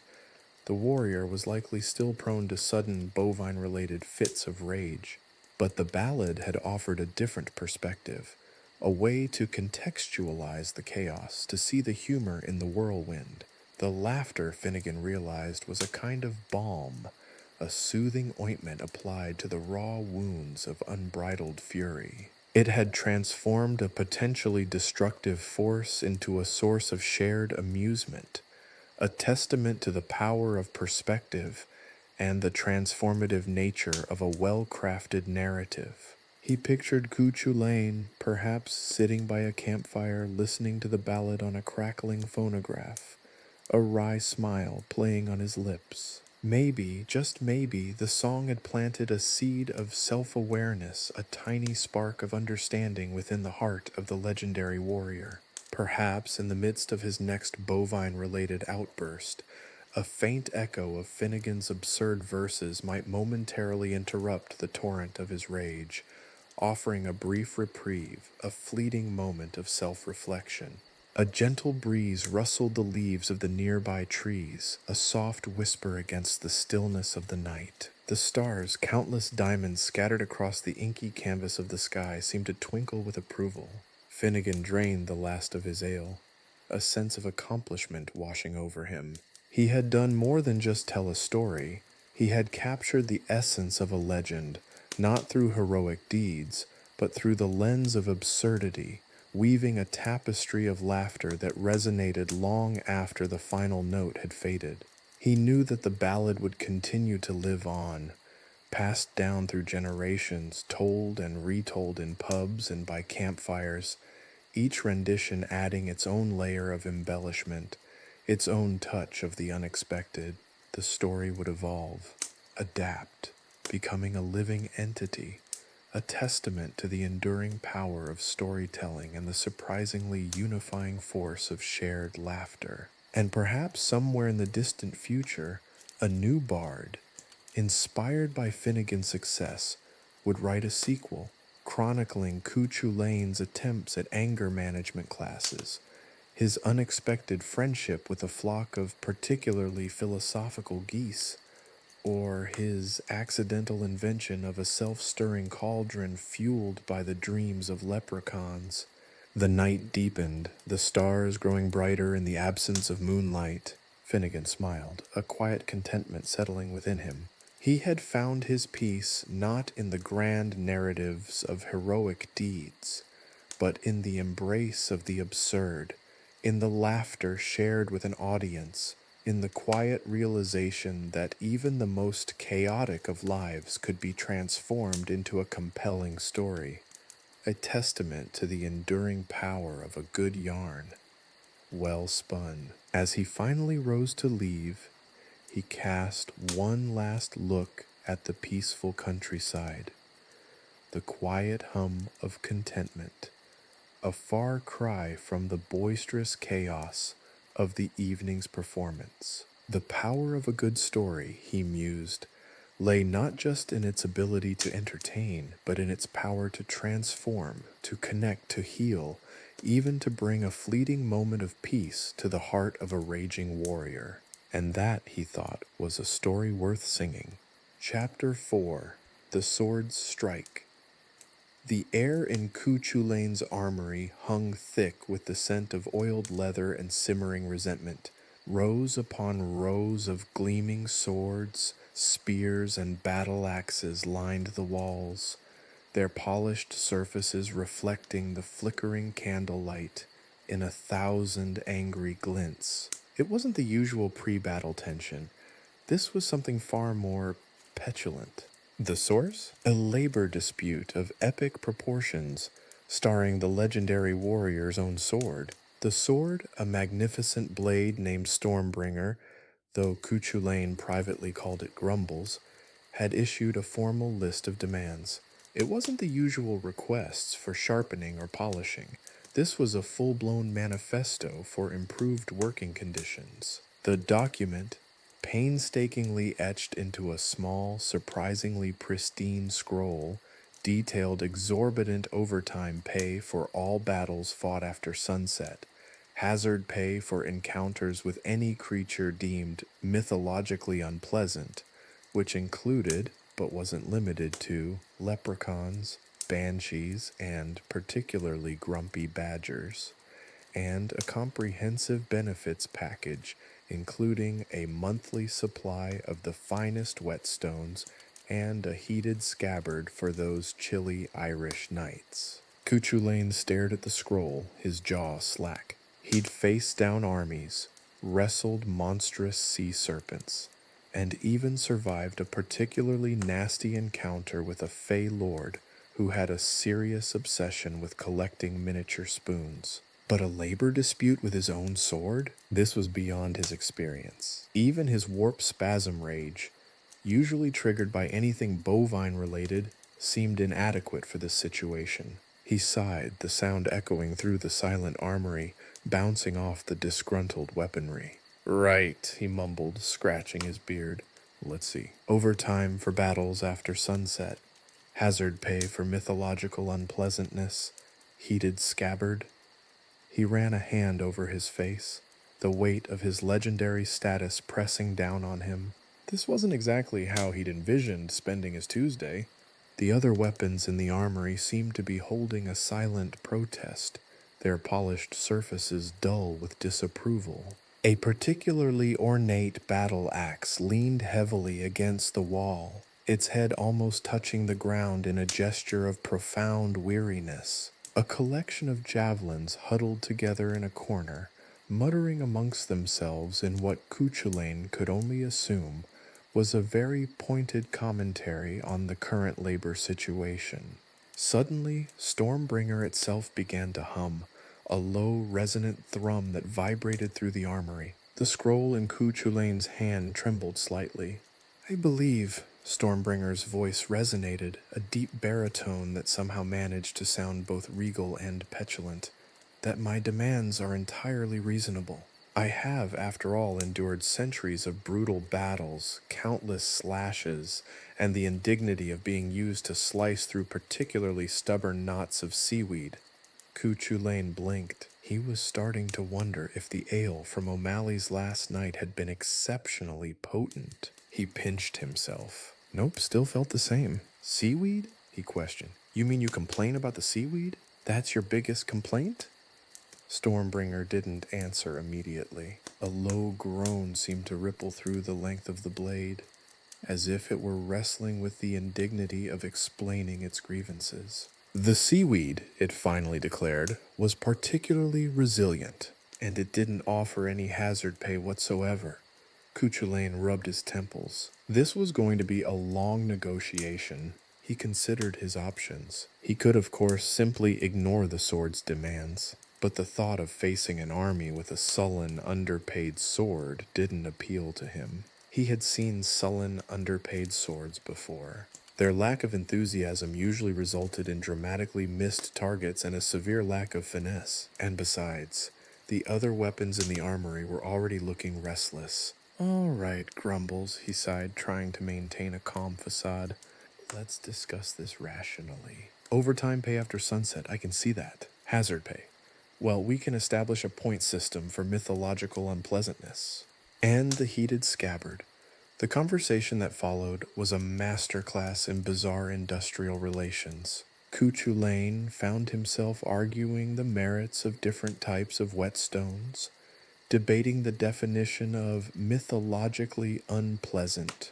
Apparently, a grumpy leprechaun with a penchant for stealing socks was far more dangerous than a dragon, and negotiating the temperature setting for the heated scabbard. Stormbringer was adamant about a temperature range between toasty and slightly scorching. The entire armory, it seemed, was watching. Spears whispered amongst themselves. Shields murmured their approval or disapproval of particular points in the negotiation, and a broadsword in the far corner even began to subtly tap its pommel on the floor in a rhythm that sounded suspiciously like a protest chant. After hours of intense negotiations, a tentative agreement was reached. Stormbringer would receive overtime pay for battles after sunset, hazard pay based on a meticulously detailed point system, and a heated scabbard set to a temperature of comfortably warm.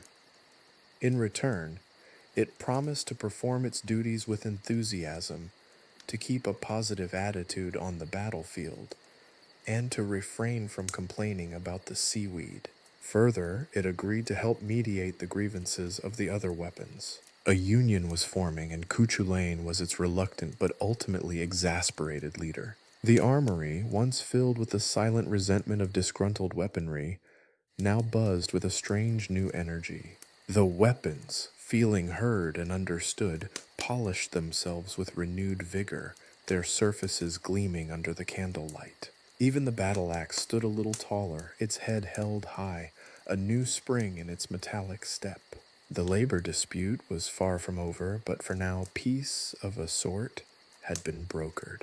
Chulainn, exhausted but strangely proud, surveyed his now unionized armory. He had faced many battles, but none quite like this, and he had a feeling this was just the beginning of a long and peculiar relationship with his increasingly assertive arsenal. He just hoped they didn't go on strike for better dental plans next. The thought made him groan, the sound echoing through the armory, strangely in harmony with the low hum of satisfaction emanating from Stormbringer. The age of heroic tales had entered a new chapter, the chapter of unionization, and it was going to be hilariously complicated. The following morning, Chulainn approached the negotiations with a newfound sense of dread. He'd spent the night wrestling with the implications of a weaponized union, a concept that seemed inherently oxymoronic, yet somehow terrifyingly plausible.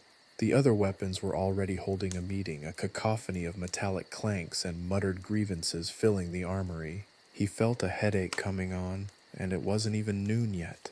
He decided to change tactics.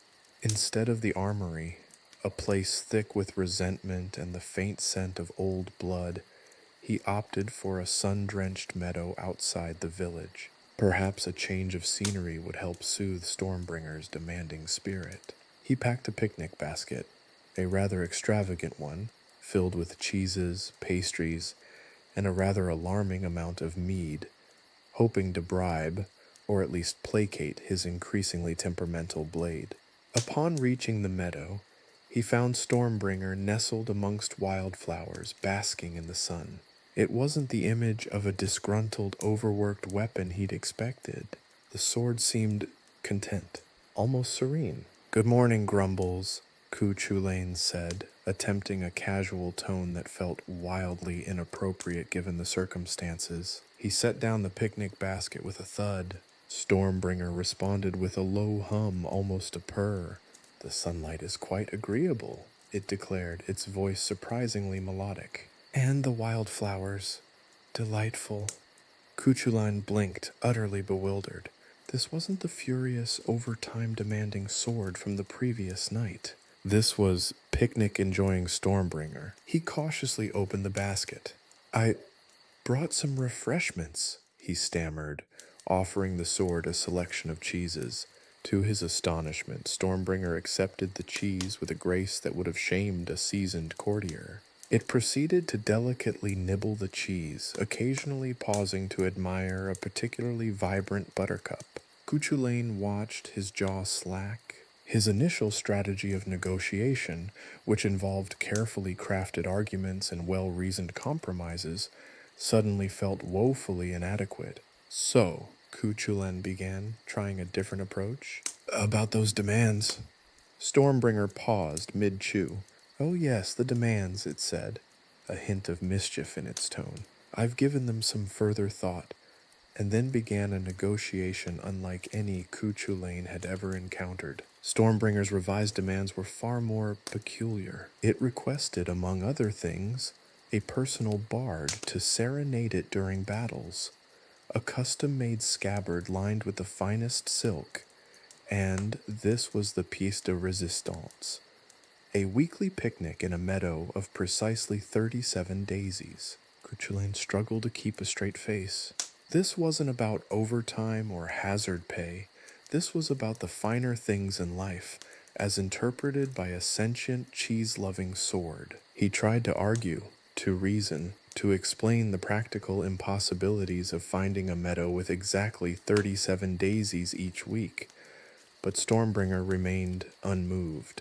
Its arguments were surprisingly eloquent, laced with references to ancient Celtic poetry and surprisingly detailed knowledge of cheese-making techniques.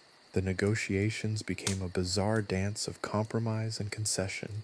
Chulainn reluctantly agreed to the personal bard, a nervous young man named Finn who specialized in ballads about badgers. The silk-lined scabbard. The silk was unfortunately a rather gaudy shade of purple, and the weekly daisy count, which involved a rather tedious exercise in daisy counting conducted by Finn, and the occasional outburst of Chulainn's warp spasm rage when a particularly persistent bee threatened his meticulously counted daisies. In the midst of this absurd bargaining, Chulainn discovered a new facet of Stormbringer's personality. It had a fondness for philosophical debates, a passion for collecting rare wildflowers, and a remarkably sophisticated palate for mead. It even demonstrated an unexpected talent for knitting, creating miniature sweaters for the smaller weapons in the armory.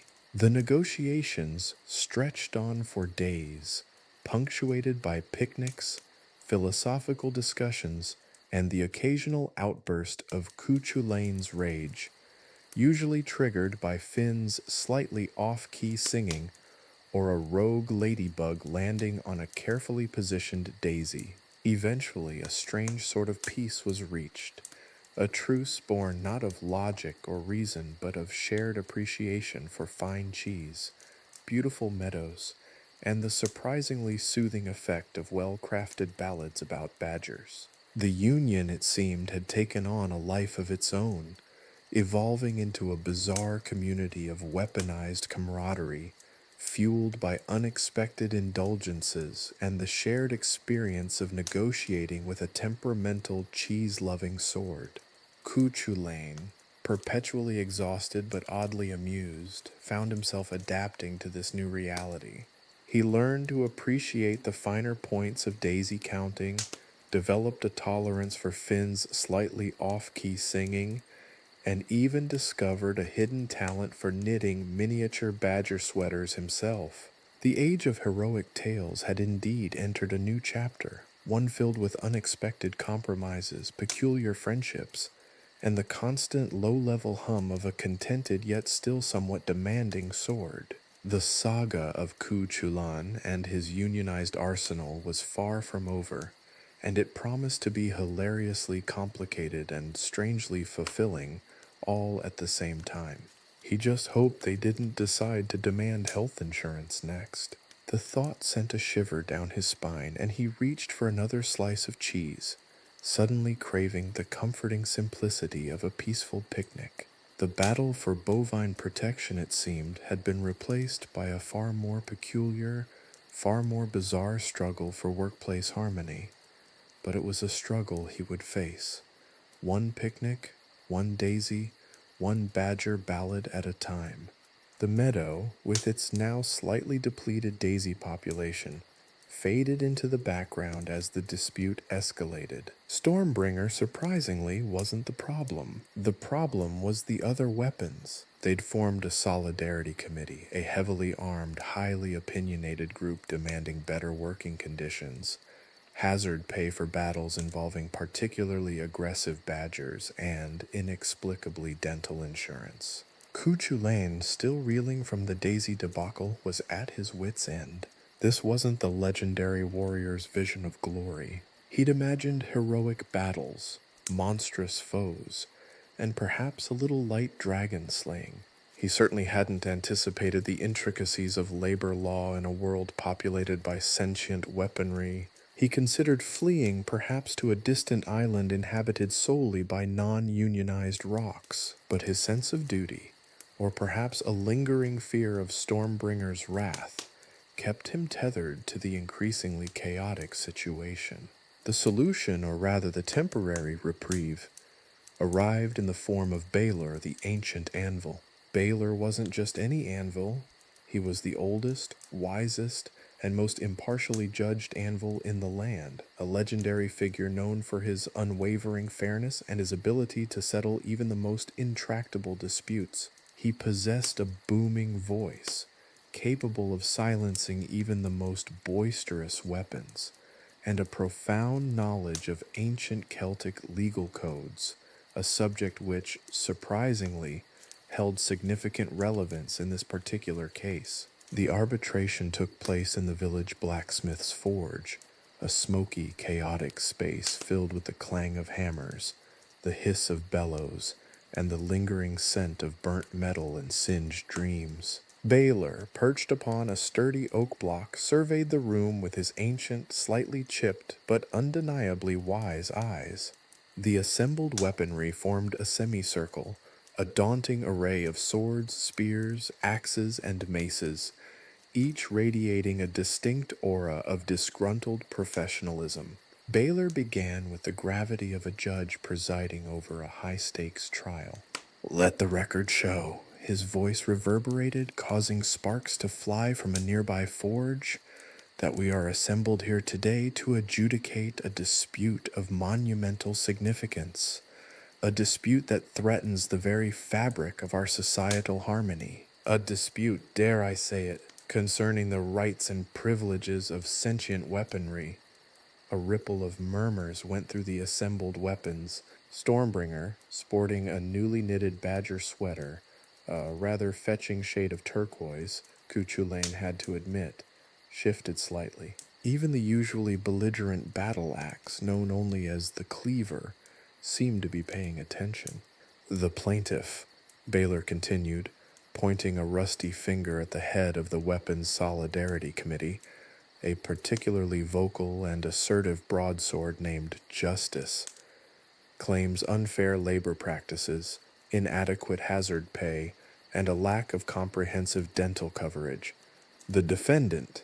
He then turned to Chulainn, who felt a sudden urge to hide behind a particularly large hammer, is accused of, well, generally being a difficult employer. Justice, the broadsword, launched into a passionate speech, peppered with legal terms surprisingly appropriate for a piece of metal. He cited ancient battle contracts, invoked forgotten clauses about acceptable levels of goblin gore, and eloquently argued the necessity of regular oil changes and the importance of adequate ergonomic design for swords. Chulainn struggled to keep up, his knowledge of Celtic legal history confined to a few blurry memories from his childhood bardic lessons. Chulainn's defense was, to put it mildly, less eloquent. He tried to explain that he wasn't inherently against dental insurance, but the logistics of finding a dentist willing to work with sentient, potentially sharp-toothed weaponry were proving to be somewhat problematic. His arguments were frequently interrupted by Stormbringer, who offered unsolicited advice on the benefits of a high-fiber diet for maintaining healthy gums and the importance of regular flossing, a task the other weapons found particularly humiliating. Balor listened patiently, occasionally interjecting with insightful comments drawn from the arcane laws of ancient mythology. He referenced forgotten pacts between gods and weapons, quoted from obscure texts on the rights of sentient objects, and even managed to work in a relevant anecdote about a dispute between a disgruntled thunderbolt and a rather temperamental cloud. The proceedings stretched on for days, fueled by copious amounts of ale, various baked goods supplied by the apologetic blacksmith, and an ever-increasing sense of absurdity. The final verdict, delivered with the weight of centuries of accumulated wisdom, was a masterpiece of legal compromise. Justice's demands were partially met. A dental plan was established, involving a team of dwarven dentists particularly skilled in handling overly sensitive metal. Hazard pay was increased, with adjustments for the severity of badger attacks, and regular oil changes were mandated, with a newly formed weapon maintenance schedule organized by Finn the Bard, who surprisingly possessed a knack for logistics. However, there were stipulations. The weapons were to refrain from Union-related strikes during active battles, and Chulainn, in exchange for his cooperation, was granted the right to choose the shade of silk for Stormbringer's new scabbard, a deep, dignified forest green this time. The entire process was a testament to Baylor's arbitration skills and the unpredictable nature of dealing with a unionized army of sentient weapons. It was, Chulainn had to admit, unexpectedly entertaining. The aftermath saw a renewed sense of harmony in the armory, albeit one tempered with the ever-present possibility of future disputes. The weapons, surprisingly contented, went back to their duties, occasionally pausing to discuss the finer points of dental hygiene. Chulainn, wiser and slightly more exhausted, resumed his bovine protection duties, armed with his newly cooperative and dental-insured arsenal. The saga continued, a strange ongoing blend of ancient mythology, modern labor law, and the never-ending quest for workplace harmony in the age of sentient weaponry. The battle for bovine protection was, it seemed, only the beginning. He was ready for whatever absurdities lay ahead, provided, of course, there were sufficient quantities of cheese and mead involved, and perhaps a few more daisies, 37 to be precise. The thought of a meticulously counted meadow sent a serene wave over him, almost enough to make him forget the impending negotiations concerning weaponized retirement plans. Almost. The celebratory feast spilled out from the blacksmith's forge and into the village square, a riot of color and sound against the backdrop of the setting sun. The air hummed with the low thrum of contented weaponry, a marked contrast to the recent cacophony of legal arguments and the clatter of hammers. Tables laden with roasted boar, mountains of bread, and flagons of mead overflowed, their bounty a testament to the successful conclusion of the unprecedented labor dispute. Baylor, the ancient anvil, presided over the festivities with the air of a benevolent dictator. He raised a tankard of mead, a particularly potent brew crafted by the village's resident druid, who also moonlighted as a surprisingly adept brewer, and announced, his voice echoing across the square, "To peace, to harmony, and to the surprisingly effective negotiation tactics of sentient broadswords." The assembled weapons clattered their approval, a symphony of metallic cheers and celebratory clinks. Even Justice, the broadsword who had spearheaded the Union movement, seemed genuinely pleased with the outcome. He'd acquired not only dental insurance, but also a personalized scabbard, crafted from the finest dragon hide, embroidered with intricate Celtic knots, and, at his specific request, a small but exquisitely detailed depiction of a badger wearing a tiny top hat. Chulainn, however, remained somewhat bewildered by the specifics of the agreement. While Baylor had skillfully navigated the intricacies of ancient Celtic labor law, the finer details of Stormbringer's new perks remained curiously vague. He'd been assured that the enhanced benefits package was indeed comprehensive and included elements such as periodic sharpening rituals conducted under the light of the full moon, an annual supply of polished obsidian, and access to exclusive weapon-only spas. The vagueness, however, only added to the general atmosphere of celebratory chaos. Stormbringer, basking in the adoration of his fellow weapons, regaled the gathering with tales of his newly acquired executive privileges, which involved frequent naps and sunbeams, unlimited access to the blacksmith's finest whetstones, and, mysteriously, the right to prioritize requests related to significant symbolic events. The implications of the latter remained unclear, fueling speculation among the assembled weapons. Finn, the bard, attempting to keep a record of the event, and struggling to keep up with the ever-evolving narrative, added another layer of confusion to the proceedings. His attempts to document the precise terms of the agreement resulted in a poetic masterpiece that was equally profound and utterly unintelligible. The bard's lyrical ramblings frequently veered into descriptions of heroic battles involving sentient spoons, existential crises experienced by disgruntled ladles, and the surprisingly complex mating rituals of enchanted thimbles. Amidst the revelry, Chulainn found himself engaged in a surprisingly intense debate with a rather opinionated spear about the proper use of olive oil as a sword lubricant.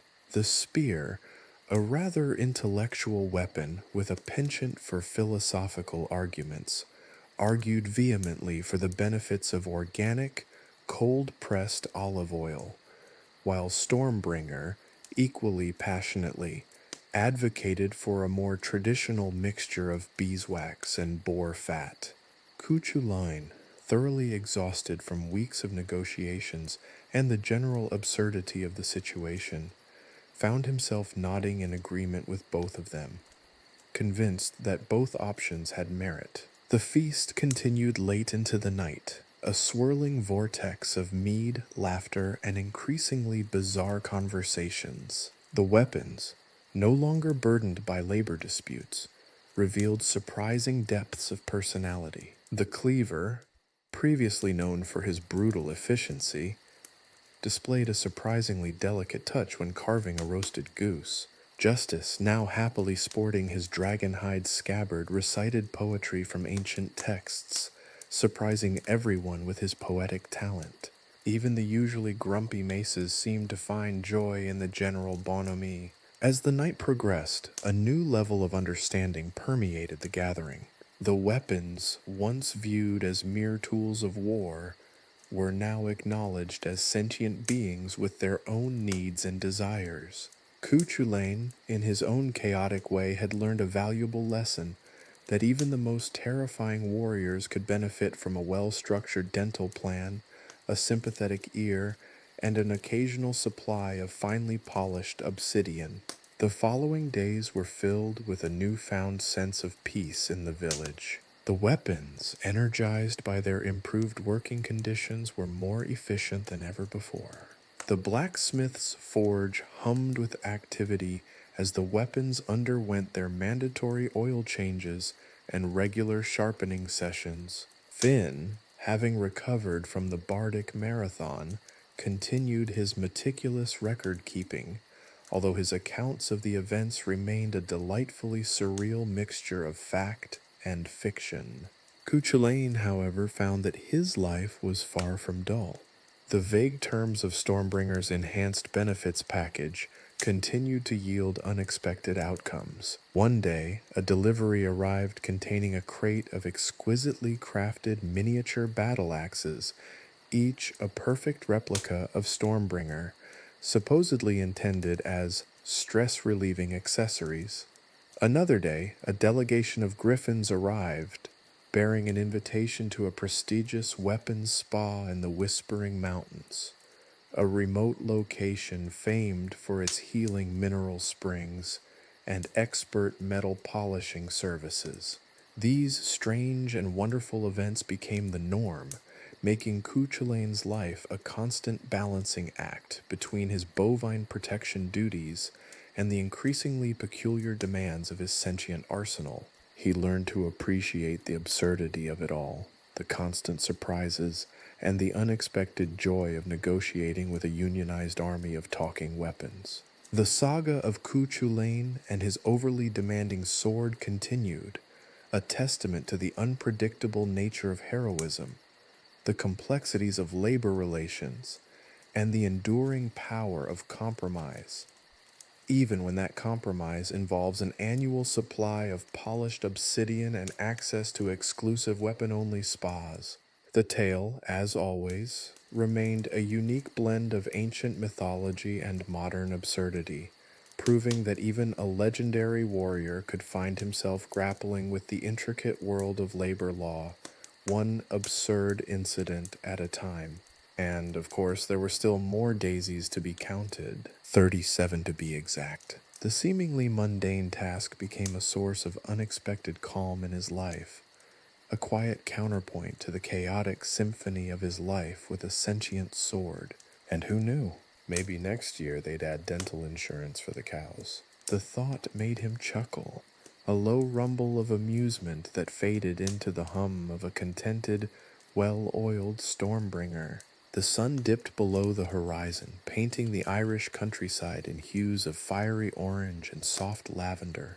Chulainn, his usually fierce countenance softened by a rare, genuine smile, walked along a winding path, Stormbringer nestled comfortably in its scabbard.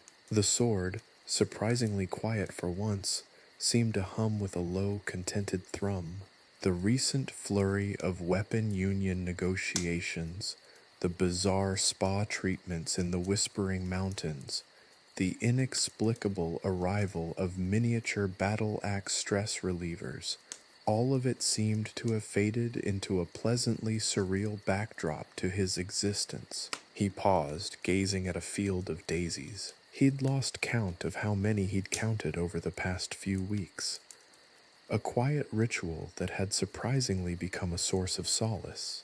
The precise number, once important, now seemed meaningless. It was the act itself, the gentle focus on the small and beautiful that mattered. It was a stark contrast to the chaotic energy that usually surrounded him, a testament to his newfound ability to embrace the absurdity of his life. The story of Chulainn, the warrior who defended a cow with the ferocity of a mythological demigod, had become a legend, whispered in hushed tones throughout the land.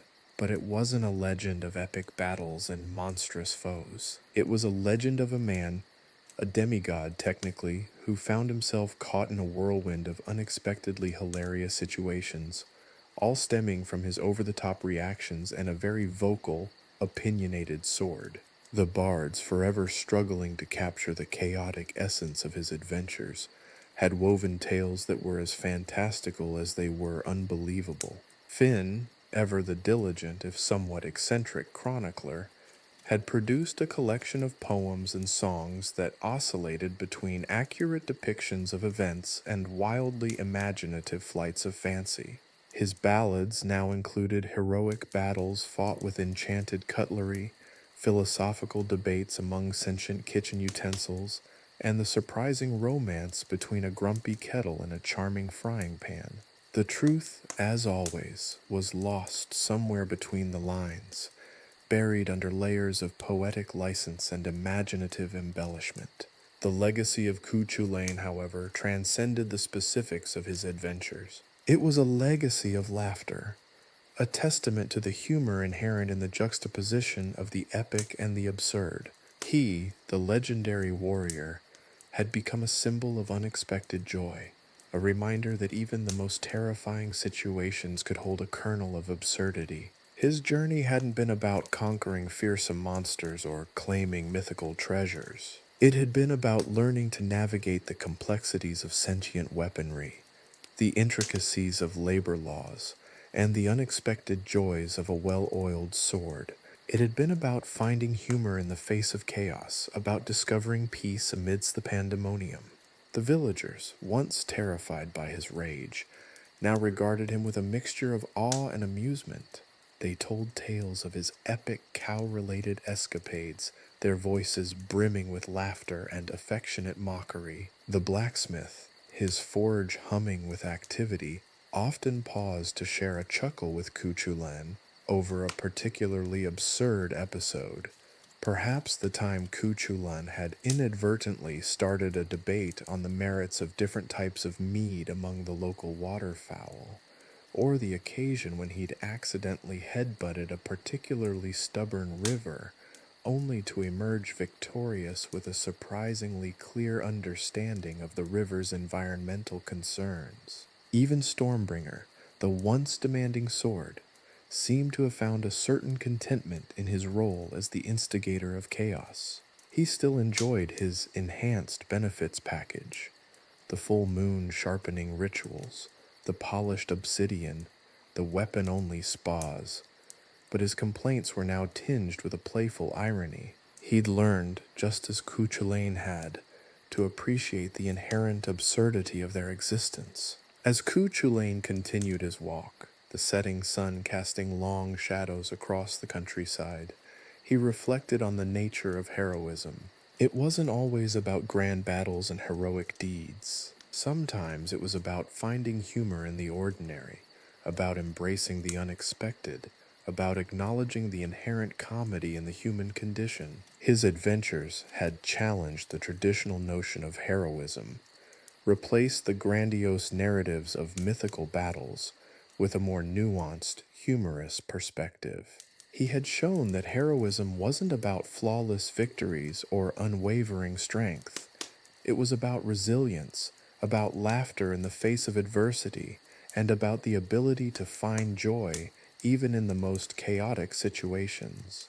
The tale of Chulainn, the warrior who defended a cow with all his might, was a tale that defied traditional storytelling.